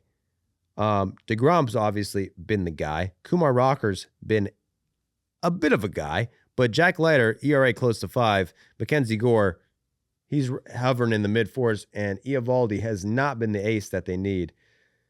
That's kind of, I think, been their downfall. And pick it up. Offense needs to pick it up too. Josh Young and Brandon Nimmo are bopping out there, but everybody else, not so much. So get it up, man. Get it up. That's my advice to the Rangers. Get it up. Be like the Mariners, because the Mariners have gotten it up recently. 4 in a row they have won by a combined 5 runs. So it's by the skin of their teeth, but they're getting there. They've won 6 of their last 8. Logan Gilbert caught a ball in his jersey. You got to see this shit, dude. Catches a ball in his jersey. Is that even legal? It's not legal. Didn't count as a catch. He caught it, but it didn't count as a catch because if you catch in your jersey, that's detached equipment. Does anyone want to tell me what detached equipment means? Jack. Detached? Yeah. I mean, it's just as attached as a glove, so I don't really agree with that terminology. That's what I'm fucking saying. Why isn't a jersey attached? I mean, I would say that him catching it in his jersey is accidental. An accidental catch. You can accidentally catch something in your glove. I love how they treat it. This rule treats the ball going inside of his jersey as if the ball went over a fence or something, where it's just out of sight, out of mind, not there anymore. Yeah, that should count as a home run. It's out of play, right? It's out of play. Home run over the fence. It's in fair territory, but it's out of play. Didn't hit the ground. Didn't hit the ground. Should have just been allowed to run the whole time till he got it out of his jersey and threw it. Come on, is that Chris Cortez? Carlos Cortez. That is the short king. I love watching it. Boom, bro. It's crazy because he dodged it, right? And he got out of the way. A hair out of the way. He didn't actually dodge it. No, he did though, because all it did was catch his jersey. He said he got a bruise from it though. Oh, well, yeah, fucking looks like it would. Yeah, he looks like a guy who... How do you feel about pitchers dodging balls instead of catching balls? I think that means you have a lack of gall. Damn. And I don't think you should be out there. You should be going out there with a freaking mask on, like you're playing slow pitch softball. If you're dodging balls, if you can dodge a ball, you can dodge a wrench, man. Facts. But the Mariners, after catching this ball in the jersey, they start a win streak, 4 in a row. Cal Raleigh's hit 4 home runs this week. Home run in 3 games in a row against the Athletics.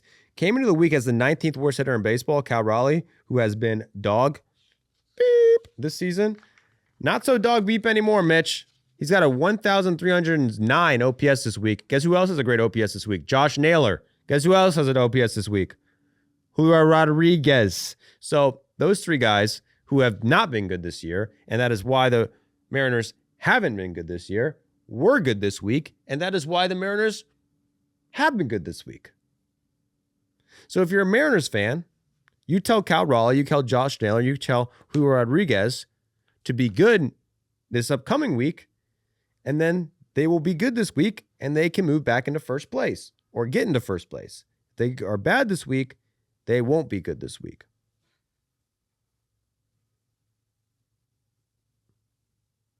I don't hear anything, Jack. He's pressing buttons, but I don't hear. Something's up with me. I'm a lot of weird shit happening involving the audio today. Okay. Well, anyway, what's important is the series between the Mariners and the Cardinals, which ended in a sweep of the Cardinals. And the Mariners moving to third place, 1 game below 500, while the Cardinals have a tragic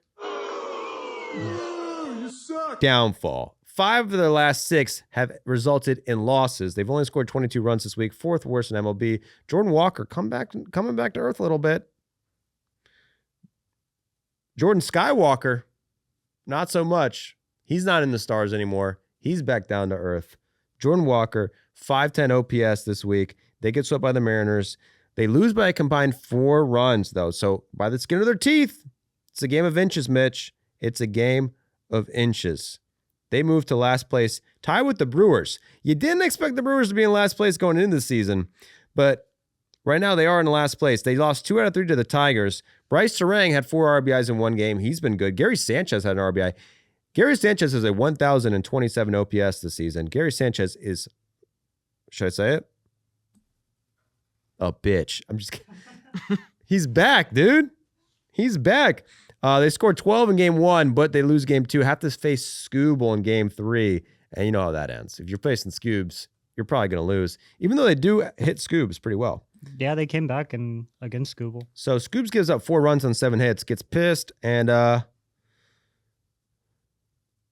they still won. They still beat the Brewers. So the Brewers lose 2 out of 3 to the Tigers. Then they face Paul Skeens the next day. So Paul Skeens takes a perfect game into the 7th. They had to face Paul Skeens and Scooble on back-to-back days. That is tough. Second time in MLB history, a team has had to face the reigning Cy Young winners in consecutive games. They lose 2 out of 3 against the Pirates. And it's been a weird season for the Brewers. I mean, they're 9th in runs on the year, so that's good. Top 10 offense, and 5th in starters ERA, but they're 15-14 and tied for last place with the Cardinals. So maybe getting a little unlucky for the Brew Crew. Do you want to hear a crazy stat about the Brewers? No, let's move on. Okay. The Pirates. O'Neal Cruz hit a home run off the top of the foul pole. Show this shit. Show this shit. I'm just kidding. Go back. Yeah, let's hear the stat. So the Brewers have 1 homer since April 15. In the God. In the same span, there have been 97 MLB players to hit more homers than the Brewers. So April 15th? April 15th, That's 2 weeks without a home run? they have 1 homer in that span. Who was the home run hitter? Probably Gary Sanchez. If I had to guess. No. So they're Bryce Terang. Bryce Terang. They are 28th in runs.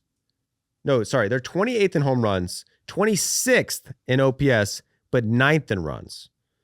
So I said maybe the Brewers are getting a little unlucky. Maybe the Brewers are getting a little lucky, or they're doing some Moneyball shit. They are first in steals, so maybe they just manufacture it, baby. 10th, they can get on base, they can steal, and they can score, but they ain't really hitting for average. They're not hitting for power, and they're not hitting for OPS. It's a little bit of a mixed bag for that offense. Weird. Speaking of weird freaks, O'Neal Cruz. How are you that tall, that skinny, and that strong, and that fast? How are you 6'7" and look like that? I don't know, but he hit a home run on top of the foul pole. If you would have asked me, like, if you're at a game, could you ever, like, you think someone could hit a home run on top of the foul pole? I'd say, yeah, it's literally impossible, bro. Shut up. But he did it. On top of the foul pole. That's a triple decker, bro. That guy who got the ball was like, what? Yeah, dude. Oh, my God. I didn't even see where it landed. That is crazy. That is some extreme power. You do not see that every day. That's like 4th deck. How many decks is that? Stupid question. Okay. It's foul? It's fair. That was a homer. No. How would you count this? There's this little deck over here. This 1, 2, 3, 4. I'll give him But a if you third decker. do the other side, there's only 3. That's just for ad revenue. That's- I think that still counts as 1 deck. That's first decker. That's an upper decker, dude. He shit on that ball. Wow, that was amazing. So, I mean, O'Neal Cruz has had a great season. 3 for 9 with 2 home runs in this series, has a 129 OPS plus while striking out 35.2% of the time, by the way. So he's striking out a lot, but he's also hitting a lot. He's on pace for like a 47-59. 50-50s in the cards for O'Neal Cruz. Oh, 50 homers, 50 steals. He's on pace for 47 homers and 59 steals. That would break people's brains. If O'Neal Cruz had a 50-50 year. We'll see. Offense wasn't great this week for the Pirates. Only scored 22 runs. It's the 4th worst in baseball. Marcell Ozuna, a negative .7 WAR this year with a 38 OPS plus. So not a good acquisition so far for the Pirates. What makes that even harder for the Pirates is, if you remember, they let Andrew McCutchen go to get Ozuna. The Rangers came into town this week, or maybe the Pirates went to the Pirates went to Texas. So they had to play his former team, so he was getting asked about it. Cutchen this offseason was pretty clearly not happy with the Pirates because they didn't want to re-sign him. Posted a clip of someone waiting for the phone to ring in January. Posted a workout video with the song, quote, Washed Up. You ever heard that song, Washed Up? No. Not me. I've never been washed up, but that's the kind of music that McCutchen has listened to, apparently. Maybe that's why they didn't sign you. You're watching washed up music. Posted on January 17th that his phone hasn't rung. And the 19th, saying that he's still capable of playing in the field. So he's basically sounding pretty desperate on Twitter, tweeting a lot of shit about the Pirates. The Pirates don't want him. Then he tweets the real banger. I wonder, did the Cards do this to Wainwright, Pujols, and Yachty? Dodgers to Kershaw? Tigers to Miggy? The list goes on and on. If this is my last year, it would have been nice to meet the fans one last time as a player, talk to them about my appreciation for them over the years. So McCutchen obviously not happy. The Pirates obviously were ready to move on from McCutchen, get someone else. They get Ozuna. Ozuna has not been great. McCutchen asked about it this series, didn't want to talk about it. It's just another day at the ballpark, he says. I don't want to talk about it. We'll see what happens with him in after his career, but you hate to see them break up like this, dude. He's with his new shorty, the Texas Rangers, and that hasn't really been doing so well. I mean, what is he right now? He was 0 for 16 with 11 Ks in his last 9 games going into this series. He did get a pinch hit single, went 1 for 3. So he's got a .620 OPS on the season. So the guy they replace him with isn't hitting well, but him himself isn't hitting well. My only advice to them would be to hit a little better, or at least, put in the extra work a little bit, keep your eye on the ball, wait back on your back foot, choke up, do some stuff like this, get you going. So the Pirates, if it came down to a decision between Ozuna and McCutchen, they were kind of stuck between a rock and a hard place. But the other guys they got have been doing well. Ryan O'Hearn, 129 OPS plus. Brandon Brandon Lau, 138 OPS plus. And Connor Griffin, first MLB home run. What the fuck? Dude, unplug my soundboard. Connor Griffin, first MLB home run. I thought that thing was going to break. First MLB home run at 20 years old. Paul Zakines joke around and say we're going to get him a bouncy house. Guess what? Don't tell me, Mitchell.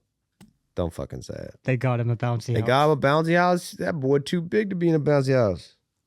Is it from when you're rotating? Yeah, I bumped it with my chair. Okay. Yeah, but Jack, don't you think he's too big to be in a bouncy house? Who are we talking about? Connor Griffin, he's a big boy. He might be 20, but he's a big boy for bouncy house. That's for kids, man. You ready to see the bouncy house? Oh, well, they gave him the smallest fucking bouncy house you can find. That's not a house. That's a castle. Yeah, man. Give him a bigger bouncy house. He hit his first home run. Congratulations. He would have had a hot series. 5 for 11 versus the Brewers. 4 RBIs with a 1,345 OPS. So Connor Griffin heating up. Pirates win 2 out of 3. They stay 2 games back of first place. Now, who's in first place in the NL Central, you may ask? It would have to be the Cincinnati Reds. Not to be surprised, not to be confused with the Cincinnati Bengals. Blues. Beat the Rays. 2 out of 3. Jack's Rays take a L. Scored 19 runs in 3 games. They had a hot offensive week. So 19 runs in 3 games.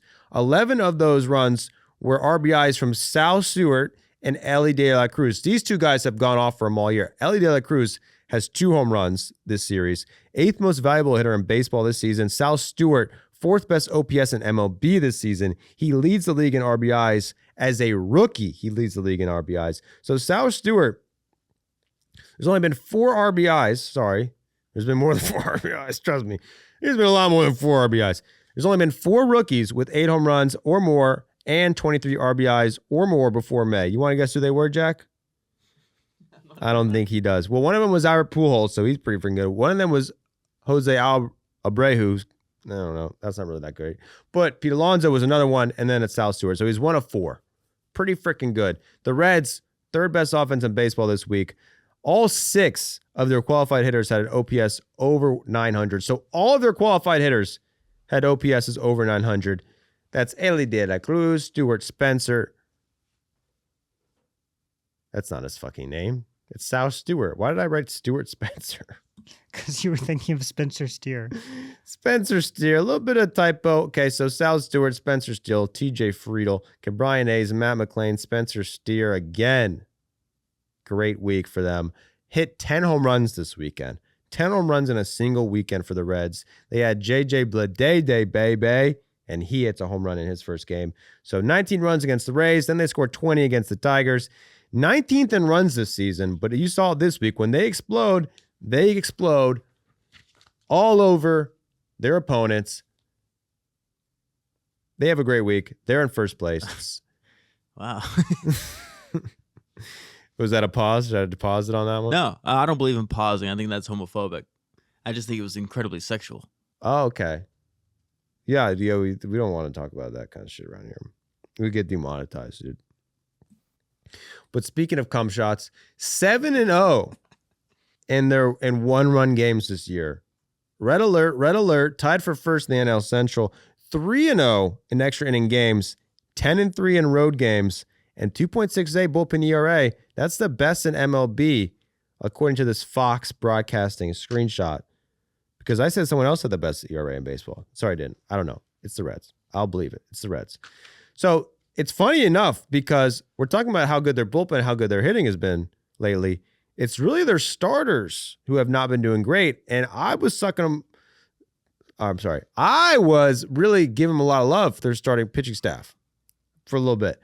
I thought their starting pitching staff was going to be sick, which I'm not saying they aren't sick, but they haven't really been sick recently. 21st in starters ERA. Andrew Abbott, man, oh my gosh. Pick it up, kid. You got this, man. A little bit of words of encouragement for a guy who's got a 6.59 ERA this season.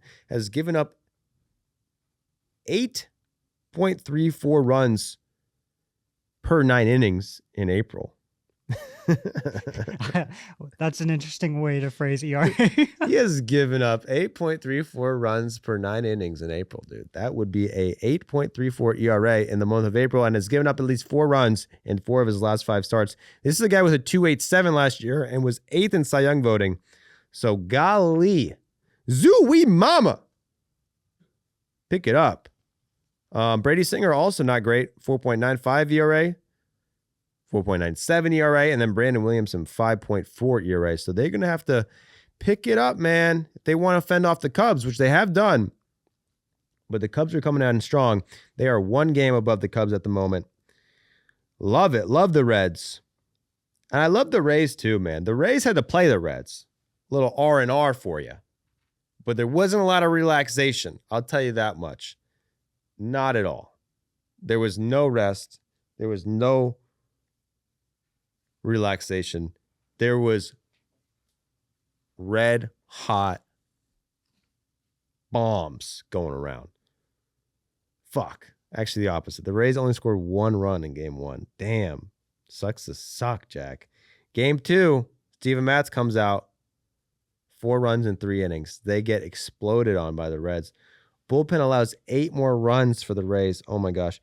But Nick Martinez comes out in 8 innings against his old team, allows 1 run. Nick Martinez, 2.10 ERA. This is the thing about the Rays, which is such a Rays stat. So the Rays are 6th in starters ERA. 2 of their starters aren't even starters. Like Nick Martinez and Steven Matz haven't even really been starters their whole career. The Rays just make them starters, and it works out for them.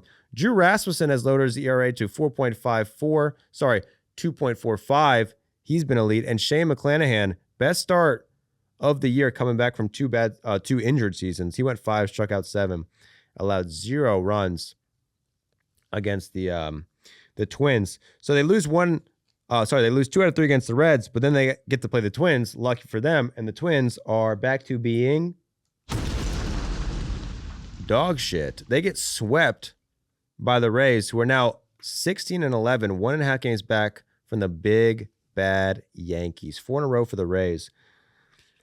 But they still can't catch the Yankees. So the Yankees, we said earlier, they swept the Red Sox. They basically got the entire Red Sox coaching staff fired. They just didn't want to admit it, so they waited a couple days. But sweep the Red Sox, give up 3 runs in a 3-run series to the Red Sox. So Luis Gil goes 6 1/3, 0 earned runs allowed. Max Fried goes the next day, 8 innings pitched, 3 hits, 9 Ks. Cam Schlittler, beautiful pitcher. Not a beautiful last name, but a beautiful pitcher. 8 innings pitched, 1 earned run, 5 Ks in his start. So held the Red Sox to 2 runs in a 3-game series. Second in starters ERA this season. According to Fangraphs WAR, 3 of the top most valuable pitchers in baseball are on the starting staff for the Yankees. So that is a good recipe. And you want to guess who they are at home? I'll give you a second to guess.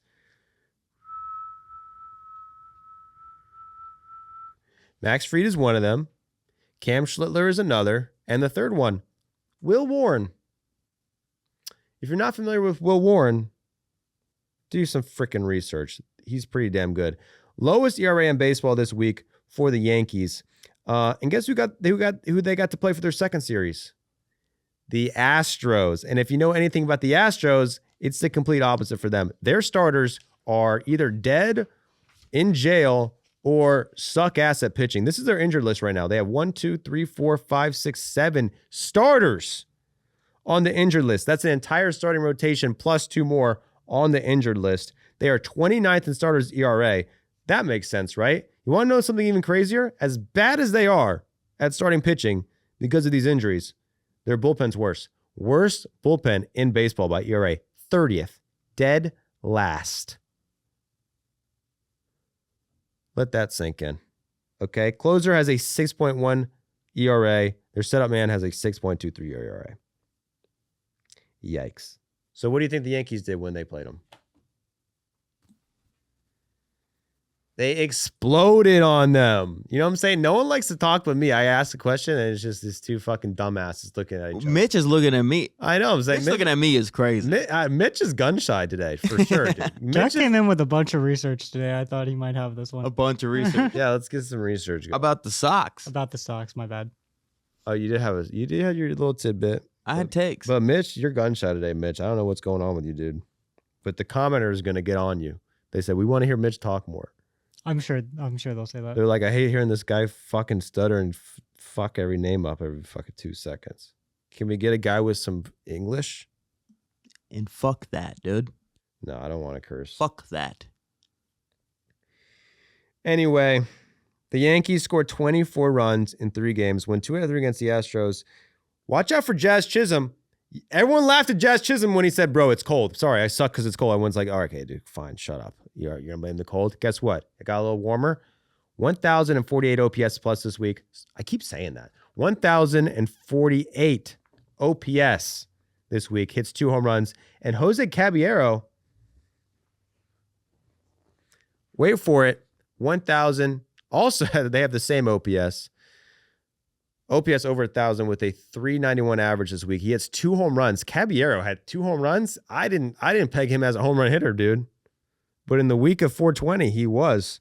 Hits 2 home runs. Now he leads the league in steals. Anthony Volpe returns this week. What do you think, Mitch? I think Caballero is going to the bench. But do you agree with that? Probably not. Bro, he's been like their best hitter. He's, I mean, let's look up a Caballero. Not only does he lead the league in steals, he is a grinder at the plate. He's hitting for power. He's hot. It's like, I don't know why. Also, I saw that they were like kind of rushing Volpe up. Like they were going to give him a full spring training's worth of like minor league at-bats. And he's only had like 60 at-bats and they're bringing him up already. And people are like, dude, what do you mean? Caballero's better than him anyway. I wonder what they're going to do with Caballero. I mean, he can play other positions, can he? Yeah, he's a utility player. His underlying numbers don't look great. And that doesn't surprise me, but also, hey, you kind of got to go with the hot hand then. Yeah, the Yankees and Braves are about to run into the same issue where they've had their backup utility player play shortstop full time, and the shortstops are about to come back. I think Volpe, though, it's really hard to gauge how good Volpe is. Is he the guy who, he has these waves, but overall his seasons have not been great. Well, maybe this little bit of extra pressure by Caballero will light a fire up his ass. Speaking of ass, the Orioles, their manager, Al Bernaz, has led them to a series win over the Royals. This is breaking news. earlier this week, the Orioles beat the Royals 2 out of 3 games, scored 20 runs in this series. So the Orioles have actually been exploding on offense. I will say that. For real. And I'm not even just making that. They exploded so much on offense that they literally ran out of fireworks. Oh, like celebratory fireworks for when shit goes down? Yes. 6 home runs. An offensive explosion for the Orioles. Camden Yards ran out of fireworks. They had to put a message on the screen. Boys, sorry. And girls, sorry. We're out of fireworks. That last home run still counted, but we're not going to be able to do the fireworks. What kind of faith you have in your team where you don't have fireworks for at least 20 homers? That's what I'm saying. Especially when you go out there and you spend and you get a guy named Pete Alonso, who is known for hitting bombers. Maybe they only load up like 5 a game, but like... That's pretty embarrassing. If you can't have enough fireworks for the MLB record, you've got to believe that your team can beat the MLB record. Right, would it even count? What if they got? What do you beat the MLB? What is the MLB record? I want to say it's 7, but I actually think it's more. But like, imagine if you broke the record, and you didn't have fireworks. It was like, does it even count? We came with the fireworks, but they also do the splash guy in center field. So maybe that's why they don't want to. That water and the fire combined, it puts out the fireworks. So they. I mean, they're not alternating them. Mr. Splash, you know what I'm saying? They didn't run out of water, did they? That'd be even more embarrassing. I didn't see a report. The record for home runs is 10. So Baltimore needs to have at least 11 fireworks ready to go. Well, I hope they're going to be a little bit more prepared moving forward. Okay. They had a great start to the week. They won 2 out of 3 against the Royals, and then they had their offensive explosion. But then once the Red Sox, I mean, they scored 17 on their ass, fired their whole pitching staff or their whole coaching staff, then came back and beat them again. So 6-6 on the week, 13-15 on the season for the Orioles. Been a little bit of a mid off for them. Shane Baz, not great. That was a guy they brought in to really shore up that rotation that they really needed a lot of help. 5.08 ERA, has the 8th worst qualified ERA in baseball. And they gave him $68 million. Step it up. Alonso hit his 3rd home run of the season, but he's hitting just .213. Not great for Alonso. I mean, it could be worse, 700 OPS, but, you're the big guy. You got to come over here and, prove it. Hasn't really proved it. Gunnar Henderson leads the league in strikeouts so far. You look at him, and he's got 9 homers, which is 4th, 5th in Major League Baseball, and that's really good. But then the rest of his stat line looks pretty bad. He's 9? got an OPS of 768 while having 9 homers. Yeah, he's striking out. 9 homers. 9 homers. Only a 112 OPS plus for Gunnar Henderson. Taylor Ward and Leody Taveras have been their 2 boppers this year, but that's actually kind of a bad sign probably. If your 2 boppers are Leody Taveras and Taylor Ward, no disrespect to them. Not trying to take anything away from the boppers, but you're not exactly the main boppers. We would rather have a Gunnar Henderson, Pete Alonso, and Adley Rutschman bop off. That's a fucking bop off I can get behind. Adley Rutschman did have 2 bops in one Adley's game. been really good this year, actually. He had that IL stint, but he has a 182 OPS plus. I like that. I like to bop it. Trevor Rogers, though, man, we've kind of bopped him off a lot because he has been such a good pitcher since coming back from injury last year. Can't get out of the 2nd inning versus the Red Sox. That is his 3rd bad start in a row. His ERA is now up to 4.75. So, I mean, he was bopping. Now he's getting bopped off on, and it's like, I mean, I say it every week, but this Orioles team, they need starting pitching. So when the best starting pitcher isn't starting pitching the way the best starting pitcher should be starting pitching, you got nowhere to run. You got nowhere to hide. You might be going for last place. Luckily, they got the Blue Jays because I believe the Blue Jays are still behind them. The Blue Jays had a little bit of a better week, though. The Blue Jays faced the Angels, beat the Angels 2 out of 3. Not that impressive, but, they had Dylan Cease strike out 12 in game 1. 44 strikeouts on the season, leads the league in strikeouts for Dylan Cease. And boy, is that important because the Blue Jays starting staff is, what would you call it, Mitchell? Mid? We use that word a little too much, bro. I would say depleted would be a little bit more accurate since they have so many guys on that freaking injured list, dude. They're really trying to take advantage of that free healthcare up north, right? I'm just Faking thinking about injuries. Scherzer. Yeah. Sure. The injuries are tough. It's tough. Dylan Cease, however, shining silver lining. ERA is to 2.1 this season. 6th most valuable pitcher in baseball, according to WAR, but has 0 wins going into the week. He does get the win against the Angels, so put it on the board. Yes, Dylan Cease is a winner. Max Scherzer, however, is a loser so far. Max Scherzer comes back off the IL, gives up 7 earned runs and 2 1/3 versus the Guardians, 9.64 ERA, a -0.8 WAR in 5 starts. Already has 2 injuries on the season. Is it time to let Scherzer go, bro? He's been trying to get his 3,500th strikeout for the last 3 starts, and he's somehow not been able to get that. He's been 6 strikeouts away. So are they just going to let him get it and then walk away in the sunset? I mean, Scherzer's not going to walk away in the sunset. You got to take him kicking and screaming.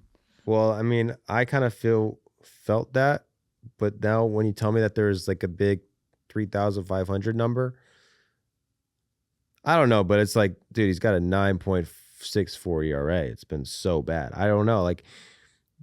Currently the Blue Jays are so injured that they kind of need Scherzer, but that's going to change. So Jose Barrios, Shane Bieber, Trey Savage, Bowden Francis, and Cody Ponce all on the IL.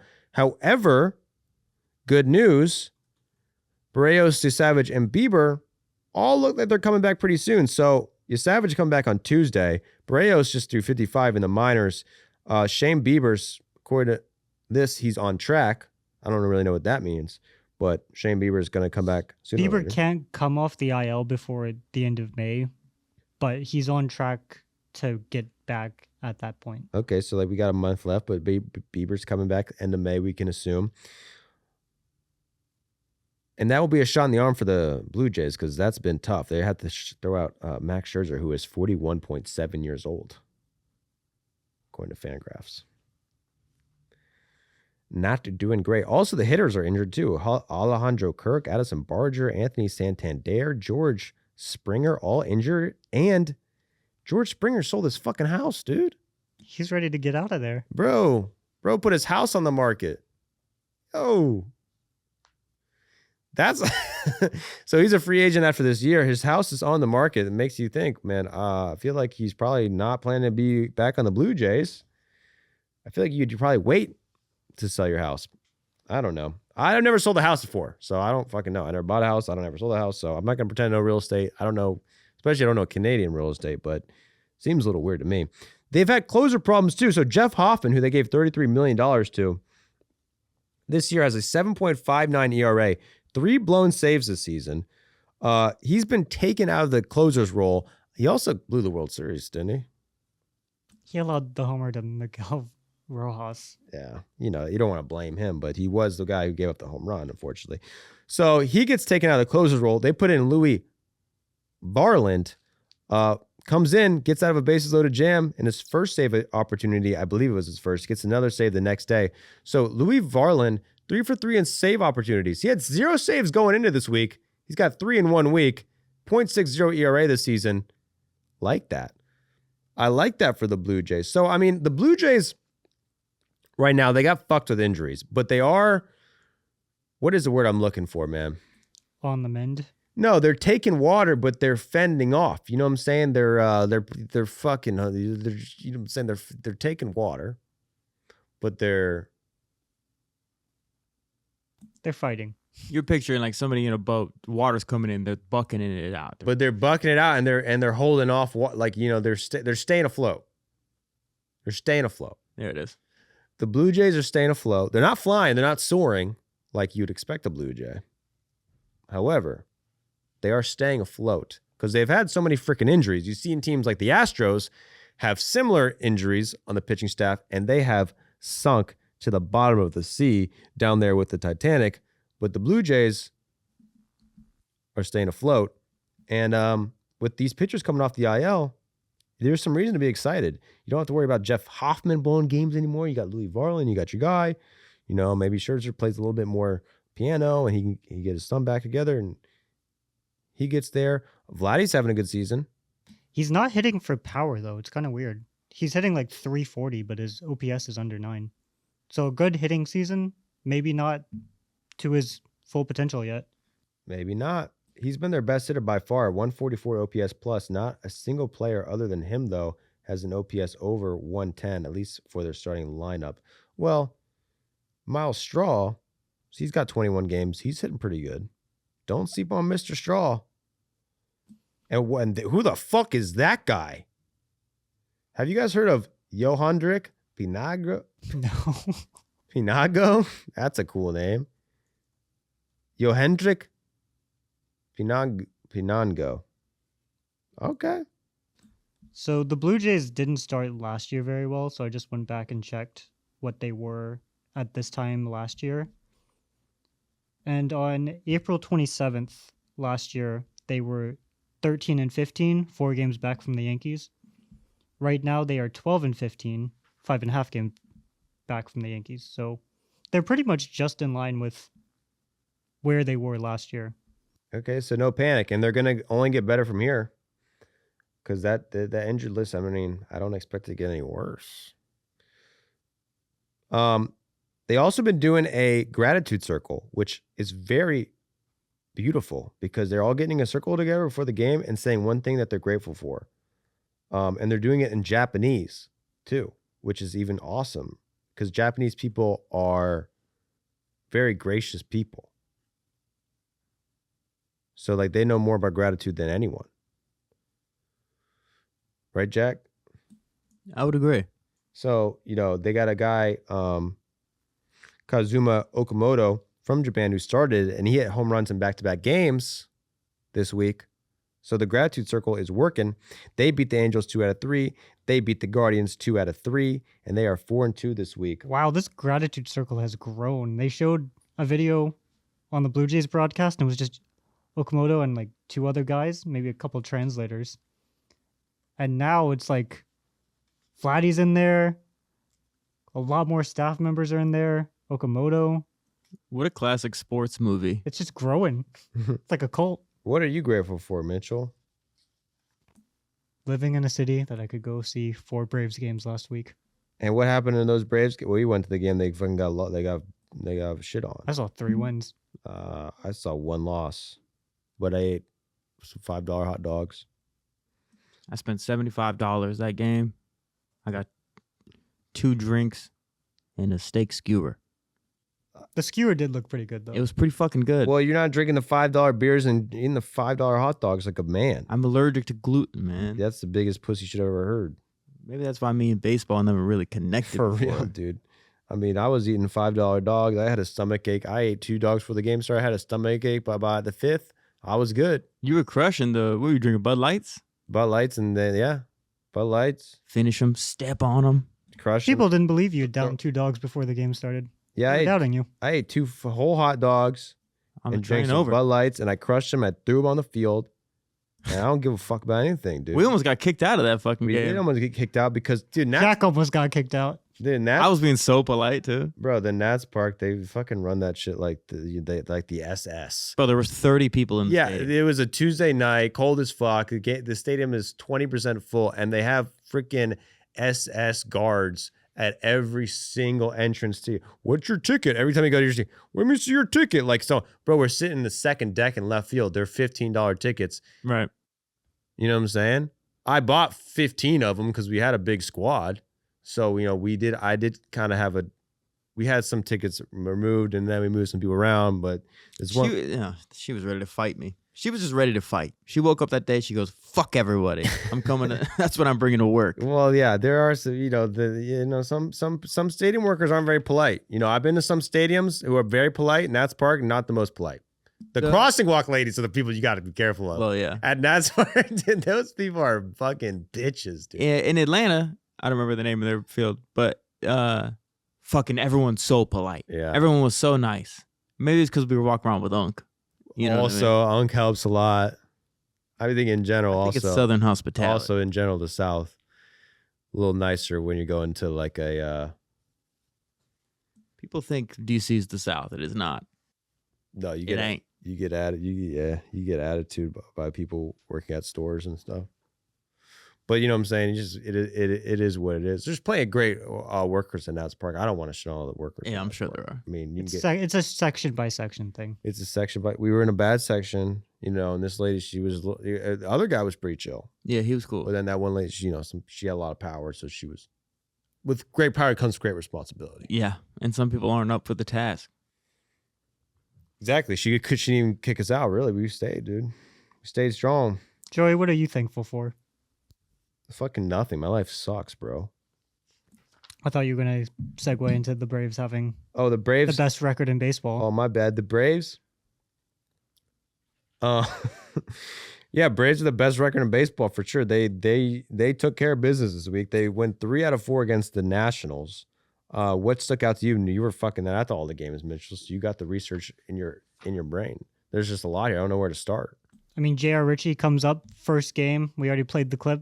Allows a homer on the first pitch, and then he locked in. He went 7 innings, only allowed 1 more run after that. 7 innings. I mean, this week was just an offensive explosion. Michael Harris might be one of the best hitters in baseball. Michael Harris was a beast this week. He had, I don't have the numbers, but he had how many home runs? But then he got injured, then came back, pinch hit against the Phillies, and then hit the game-winning double. Yeah, he Love it. slashed. He had a .565 batting average this week.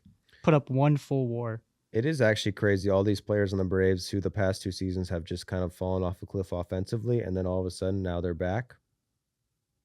Cheating again? Question mark. Well, Drake Baldwin doesn't fall in that category, but he leads the league in hits and runs. Drake Baldwin, 155 OPS plus. Matt Olson, 173 OPS plus. Ozzie Albies, 137 OPS plus. Mauricio Dubon. I've been impressed with Mauricio. He's hitting for some power too, bro. I saw him hit 2 bombs this season, and he had a triple last night against the Phillies. Austin Riley, pick it up, bro. I mean, everyone's hitting but you, dog. I might have to trade him for Dominic Smith. Since punching himself in the head, Chris Sale has a 0.95 ERA.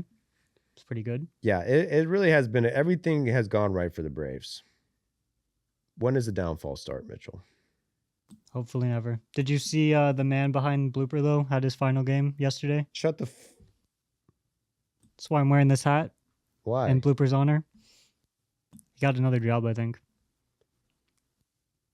That's crazy. Who's going to be the new Blooper? I don't know, but Blooper... Tommy Pham's looking for a home. Blooper's like Dude, that's mostly weird to get your social ass beat media. for that one, dude. That was fucked up. Sorry.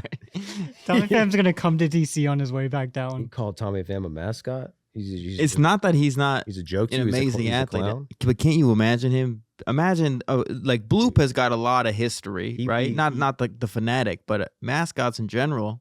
Imagine Tommy Pham just beating I mean, the shit out of somebody in Blooper a technically mascot. doesn't have a lot of history. He's a fairly new mascot. Tommy Pham would drop kick 12 kids a game. At least, and I'd love You it. disrespect me, bro? He's disrespecting me, bro. Sorry, Mitch, I interrupted actual baseball knowledge with Tommy Pham bit. the actual basement. No, I mean, I'm just here to say that Blooper is a pretty mediocre He's got the mascot if run. it's not for the dude behind the mask. Yeah, run the numbers on Blooper. I think he's the most followed mascot in baseball on social media. That counts for something. The guy never followed me back. Mrs. Mad, brother. She's not up there. She on Instagram, bro. She on OnlyFans, brother. But I wish. I wish. Mrs. Met only has 25,000 followers on Twitter. She's beast. Mr. Met has 88,000. And then Blooper has Sexist. 162. 162 for a mascot's pretty good. Not as good as I'd fucking think, though. What kind of content are they posting? You got it pulled up right now? He's constantly talking He's shit with people. Always talking shit. But his most recent post are just like kind of his farewell. So doesn't. How did I don't know. This guy's. Did I get blocked by Blooper? I feel like I haven't seen a Blooper tweet in forever. I'm not. I mean, shout out to him. You know, good luck in his retirement, whatever he goes on to. I don't know if he's young or old. I'd like to think that he's really old and he's retiring too. He's like the Philly fanatic. Same Uh, guy behind the mask for 40 years or something. Yeah, I think that's a myth. I think they've just been cloning that guy. The Blooper is like a athlete. Yeah, I think mascots should be. They should be able to like flip and shit. I know it's kind of hard in certain outfits, but Anyway, the Braves first in the league in runs, First team to 20 wins. Still haven't lost a series. 6.5 game lead over the Marlins right now. What is there to say? The boys are the best. Rocio Iglesias, the closer, did injure his shoulder sleeping. That's relatable. That same shit happened to me. I tell you what, I could not pitch right now. We're going to figure it out, though. And Blooper retires. So it is what it is, man. Go Braves. Marlins, good try. They're stayed in second this week. They beat the Cardinals. How'd you feel about that one, Jack? 2 out of 3 against the Cardinals? I felt really good about it. Otto Lopez and Xavier Edwards. Don't sleep on them. They have a combined 2.1 F-WAR going in the series. So you're saying that Xavier Edwards and Otto Lopez, according to Mitchell, could be the best shorts middle infield in baseball. Yeah, I think they are right now.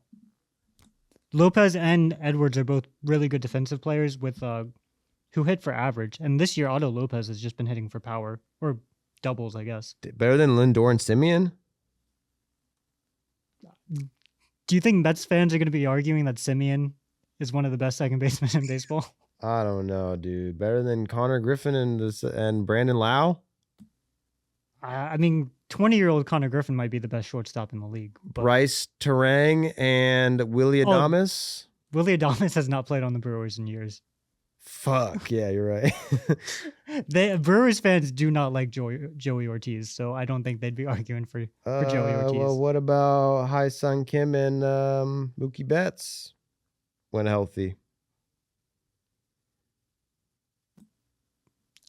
Maybe. But right now the Marlins have the best middle infield in baseball. That's crazy. Otto Lopez and Xavier Edwards. Hey, gotta love it. You gotta love that. Yuri Perez, you gotta hate that. 4 runs in 5 1/3 innings. His ERA is up to 4.5 plus. 4.60 ERA for Yuri Perez. I said it going in the year. If the Marlins want to make that next step, it's got to be with the pitching, that frontline pitching staff. Sandy Alcantara, Yuri Perez. What do you got? You got Yuri Perez's most recent starts. Where's he trending? So he's allowed 4 runs in 4 of his last 5 starts. He did have a good start against the Brewers, but the Brewers don't know how to hit apparently. Some bad defense, 3 unearned runs and 4 unearned runs in some of these games. It's a weird. Yuri Perez seems like a guy who should be unhittable. He's 6'8", throws like a 98-mile-an-hour fastball. Yeah, he's like a Pedro Martinez without the prowess. Pedro Martinez, but 10 inches taller. Yeah, tall Pedro. He throws gas like Pedro. He's showing the Dominican like Pedro. He's got the same Pedro haircut. He's just a tall drink of water. So Marlins are in second place. They got the best middle infield in baseball. Not bad. The Nationals also, they won a series against the White Sox. James Wood might be the best hitter in baseball right now. James Wood has, how many home runs does James Wood have? He has 10 homers. 10 home runs. Third in baseball. It's third in baseball? Who's number 1 in baseball? Yordan Alvarez. That's so funny. We haven't been able to talk about him because the rest of the Astros suck. Yeah, it's a non-conversation. Murakami, love it too. 11 home runs from Murakami. You had a stat on Murakami that blew my mind. Murakami has 11 home runs, leads the league, doesn't have a double. I can't believe that. That seems impossible. All or nothing. All or nothing for Murakami, man. Murakami. Not to be confused with the commies. Nope. That's not him. That's a different guy. Completely different guy.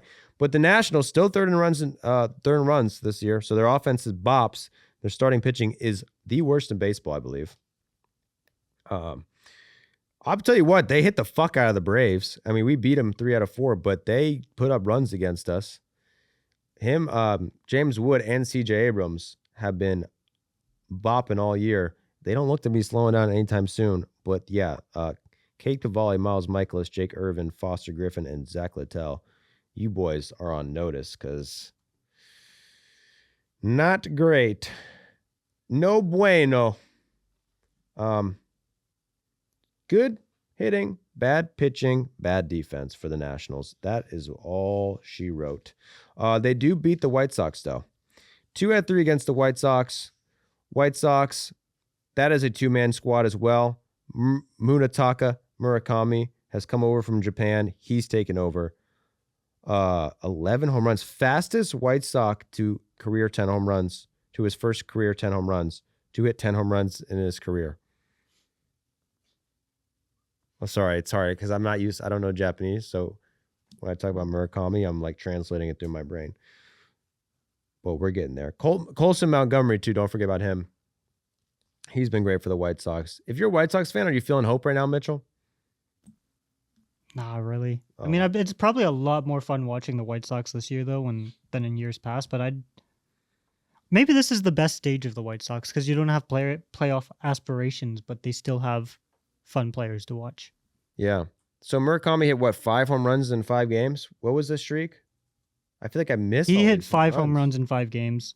Not the only AL Central player to do that. Who else did that? It's Torkelson. Oh. Crazy. But then Colson Montgomery hit 4 home runs in 4 games. Oh, yeah. So they both did it at the same time, didn't they? And those streaks overlapped, yeah. 2 teammates. Hey, the White Sox. Maybe they're cheating. Are they the Black Sox? Because who has so many home runs in a row? Not even the Astros. If you bet on that, you'd probably make a lot of money. The Black Sox is like a... Like their alter ego? No, Black Sox was the thing when they fixed the World Series in 1919. They called them the Black Sox. It was a big deal at the time, dude. Before your time, but trust me, bro. They were fucking bugging, bro. They were bugging about that shit, dude. They were fucking throwing the World Series, man. I'd be pissed, bro, if they do the World Series. Almost ruined baseball. But you couldn't ruin baseball because you know why? Why? Because the Twins, man. The Minnesota Twins. Write that down, Jack. The Twins. They lost a series to the Mets. Who loses a series to the Mets? The only thing more embarrassing than fixing the World Series is losing a regular season series to the 2026 New York Mets. Not very good for the Twins. They were who we thought they were. What are the Twins win-loss over the last 10? They're 4 games under 500. They've lost, oh my God. One out of they won 5. one. They've lost 9 out of the last 10. 9 losses in their last 10 games. That's not going to get it done. I haven't been following them closely. Do you have anything on them, Mitchell? Not really. I mean, they did not have an exciting week, losing to the Mets. Not only did they lose to the Mets, they got swept by Jack's Rays. Only scored 5 runs the entire series. Taj Bradley has got lit up by the Rays. Taj Bradley has had a good season, but not a good start. Their starters are actually done pretty well. The only guy who hasn't done well as a starter for them is Simeon Woods Richardson. You got 3 names, dude. Come on. You got to shorten that shit down. How are you going to fit that on a jersey? Barely does. He barely does. He barely fit his ERA on a fucking stat line. 6.30. Step it up, big guy. You suck. So the Twins are now 4 games under 500. Only 2.5 games back of the Tigers and the Guardians. This whole division needs to step it up, man. The Guardians, we're not on the Guardians, but like the Guardians were one of the last teams to lose a series. And then they've just lost series ever since then. And they're still in first place. We could talk about the Guardians. Do you got anything on the Guardians So specifically? when they went into the series with the Braves like 2 or 3 weeks ago, they were the Braves and the Guardians were the only teams to have not lost a series in 2026. Forgot what year it was. Since then, I think they are 0-5 with 1 tied series. So 5 series losses, 1 series split, no series wins. And they are still in first place. Yeah, I mean, they lost the series to the Astros. Not only did they lose the series to the Astros, lost 2 out of 3, they only scored 10 runs in that series. And 8 of them came from 1 game. So the Astros shut them down for 2 games. And we've talked about how bad the Astros pitching staff is. When you're playing the Guardians, it ain't that bad. I think the Guardians actually, if you look at where they rank in offense on the season, it's not terrible. But I want to say that's highly skewed by like Chase DeLauder, for example. If you look at Chase DeLauder's stats, he's got like a 122 OPS. He hasn't homered in like 15 games. That's what I was going to 20 say. I mean, the games? guy hit 5 home runs in his first 4 games. He had 1,000 billion OPS plus at one point. So his 122 OPS plus on the year for a rookie, you say, oh, that's good. But if you really look at it for a full season, after the first couple weeks, he's probably been way below average. Same thing with Jose Ramirez, who had a crazy streak as well. He's had a 126 OPS plus. Again, that's a really good OPS plus, but it also isn't really Jose. It's so weird to see his batting average so low. Yeah, 229 for Jose Ramirez. Not where it typically is. Does lead the league in steals, though. Stephen Kwan has also been very bad. He's kind of the guy you want to be the table setter for a guy like Jose Ramirez. And he's hitting 225 with a 284 slugging. Yeah, he ain't setting the table. He's upsetting the table. Everyone at the table is pissed. He shows up and they say, get this guy out of here. He's got a negative WAR and his freaking on-base percentage is 310. You're Stephen Kwan. You're the chosen Kwan. And you got a 284 slugging percentage? Get the fuck out the table. He say, go to the little kid's table. Is it time for a demotion? No. Okay. Well, that's good. Maybe a demotion in the lineup. Anyway, the Guardians do not have a great week. They go 2-4. They lose a series to the Astros and they lose a series to the Blue Jays. However, like Mitchell said, still in first place, one game above 500. They are tied with the Tigers, who, and similarly, very, poor to midweek. They go 5-5. They go 500, 3-3. Scoobo has a tough start. McGonigal, though, this rookie. Don't look now, but we're gonna have a rookie. We're gonna have two of the best rookies of all time in one season, McGonigal and Sal Stewart, and not a lot of people are talking about them because they're kind of on some little small mid-market teams. But right now, 1.5 WAR for Kevin McGonigal puts him tied for fourth in the league in WAR, and that is with a 165 WRC plus. He's been 330. His offensive baseball savant page is just red. He's pretty mid with exit velocity, hard hit rate, and bat speed, but he hits a lot of liners. So just perfectly angled line drives. His expected batting average is 312. That's in the 97th percentile. His expected slugging is in the 95th percentile. So it's not like he's getting lucky on a lot of base hits. He's legitimately a very good player. Doesn't strike out, and he walks a lot too. Everyone's talking about, oh my God, oh, Connor Griffin, he's so cool. He's 20 years old in the major leagues, first home run. This guy's 21 years old. Pretty much the same fucking shit. He leads the league in WAR according to Baseball Reference, which is a reputable site, by the way. Thank you. And has 2 triples. That's the most in MLB, 2 triples. That's it. Yeah, it's funny. But two triples, 2 home runs. Batting 330 with a 951 OPS. So, yeah, damn. Yeah, I feel like Kevin McGonigal has very much gone under the radar. Good for him. Good for him. And also good for Mr. Torkelson. His heated up. What is his stat? What did he have? A homer in 5 games in a row. 5 games in a row. He raised his OPS 280 points from 566 to 836. Oh. You know what's funny? It's like, you want to know how bad Torkelson was doing? He hit 5 home runs in 5 games. Still has a negative 0.1 WAR, according to Baseball Reference. And also, that's also a good reason why you can never trust WAR. I don't think it's a stat that you can trust anymore. So we just said you can trust Baseball Reference WAR, but now we can't. Mitchell, why are you bringing up old shit, bro? You're trying to make me look bad on my own podcast, and it's like really disrespectful. If people in the comments could call him out for that, I would appreciate. Yeah, you had a couple guys commenting a few weeks ago. Fire Mitch, hire me. Hey, maybe I'll fucking just hit my line. I got loud. Anyway, I guess, how does you have a negative 1 WAR? I guess his defense is that bad at first base because he's got an 836 OPS. Yeah, it would be defense. Defensive run saves doesn't like him at all, and outs above average only sort of dislikes him. And when you're a bad defensive first baseman, you get hit pretty hard in the WAR category. Yikes. I'm going to have to call my math people after this, get to the bottom of this. Because I'm giving the odds of that being an actual, realistic, reliable number at negative 15%.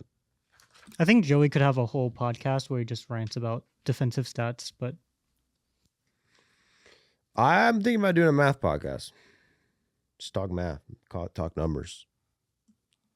Talk, even. We'll be talking. Semantics, pronunciation, enunciation. We're Math. going to mix the quantitative with the qualitative. Damn. Math poetry. Speaking of the Diamondbacks, they lost the series to the White Sox. Now, you could say, okay, that's a bad thing. But there's a silver lining to this.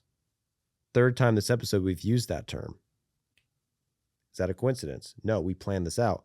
First of all, Merrill Kelly goes up for the Diamondbacks, allows 8 runs in game 1. Now, you could say that's negative. You could say, oh, our pitcher who has been our ace in years past, getting up 8 runs in one game, that's bad.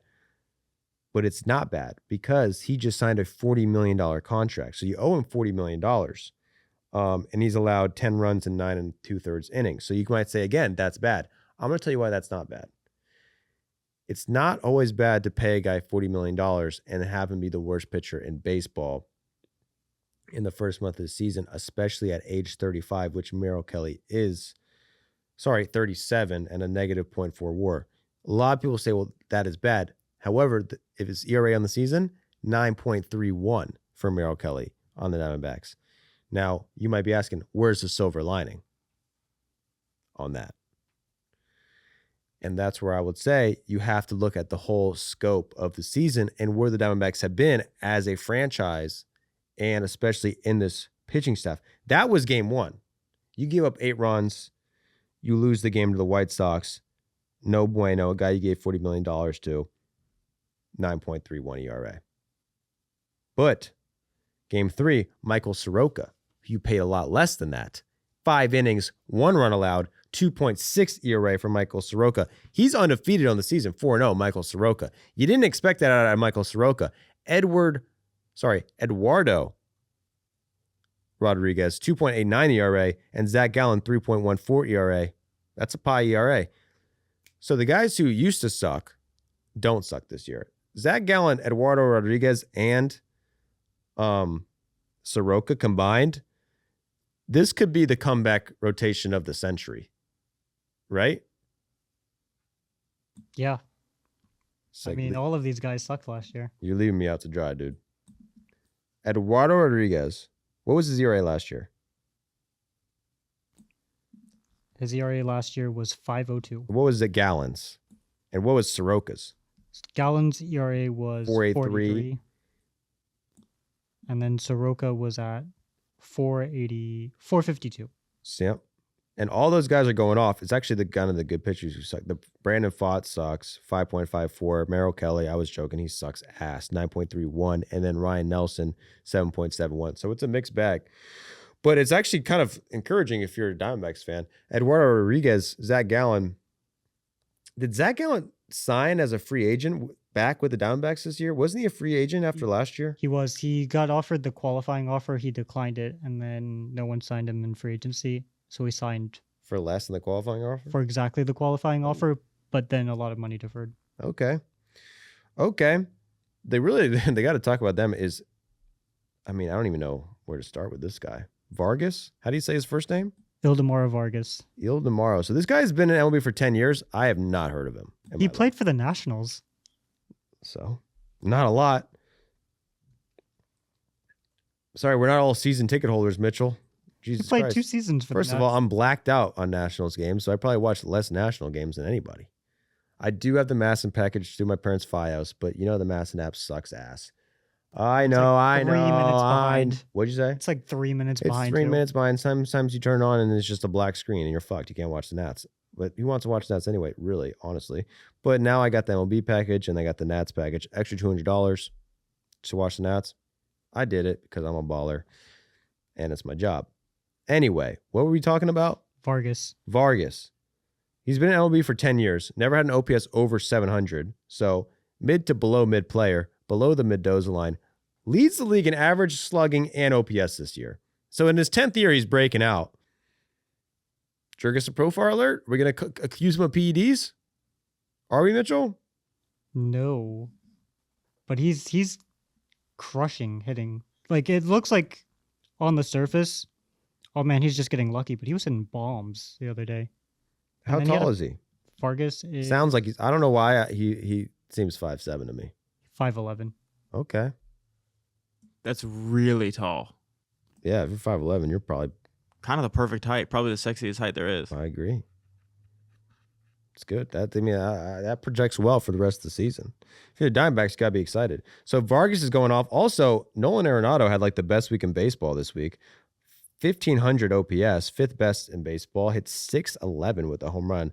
How much of that is Mexico? I didn't check the Mexico games out. The Mexico series was the worst advertised MLB international series I've ever seen. Whoa, Mitchell.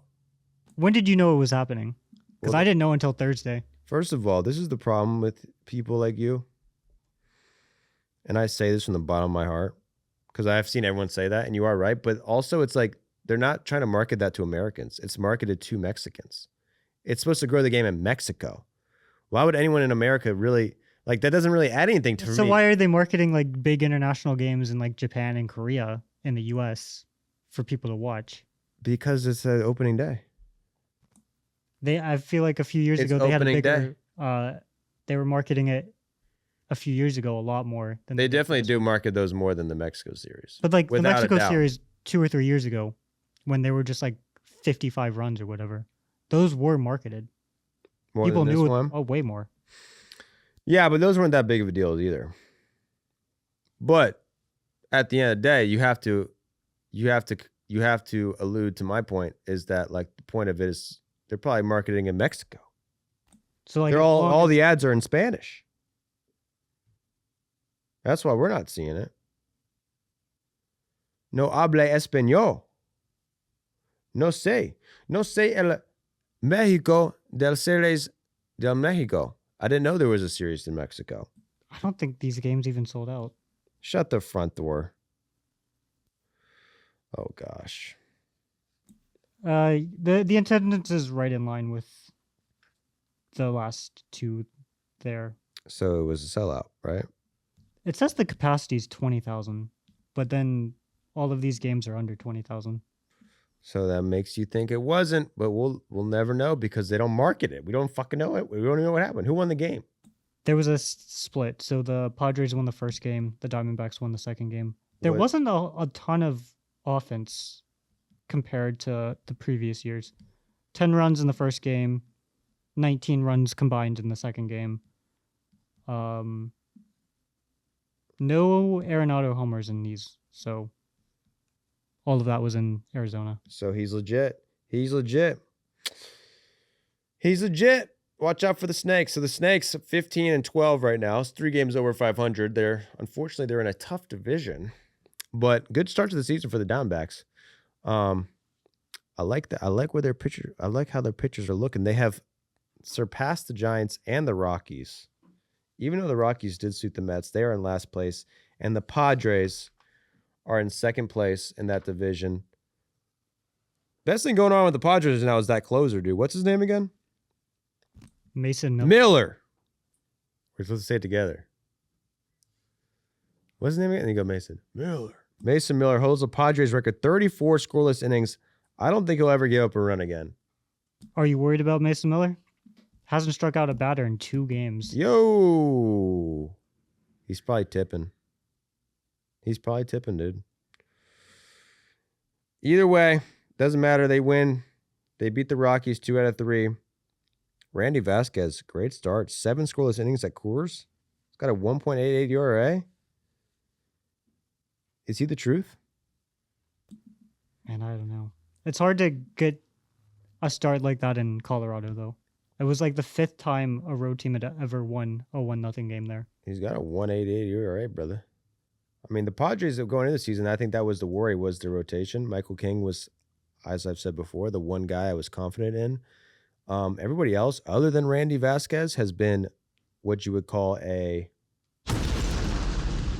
dud. Herman Marquez, 4.38. Walker Buehler, 5.75. Pavetta's on the IL, and Waldron, 2 starts, 12.48 ERA. Maybe that, what is it? What do you have, a hernia? No, he had a hemorrhoid, even worse. Maybe that's the problem. So the starting pitching is probably their weak point. It's really those two guys, Michael King and Randy Vasquez, doing their thing. But also, what's weird is fucking Fernando Tatis Jr., who still has like a billion. His exit velocity is crazy. Has 0 home runs this year. I thought for sure he'd homer in Mexico. 0 homers. He's got a negative .1 WAR, which is insane. Because he hadn't hit well, but his defensive metrics are always flying high. That's a platinum Glover. But either way, Padres still doing pretty damn good up there.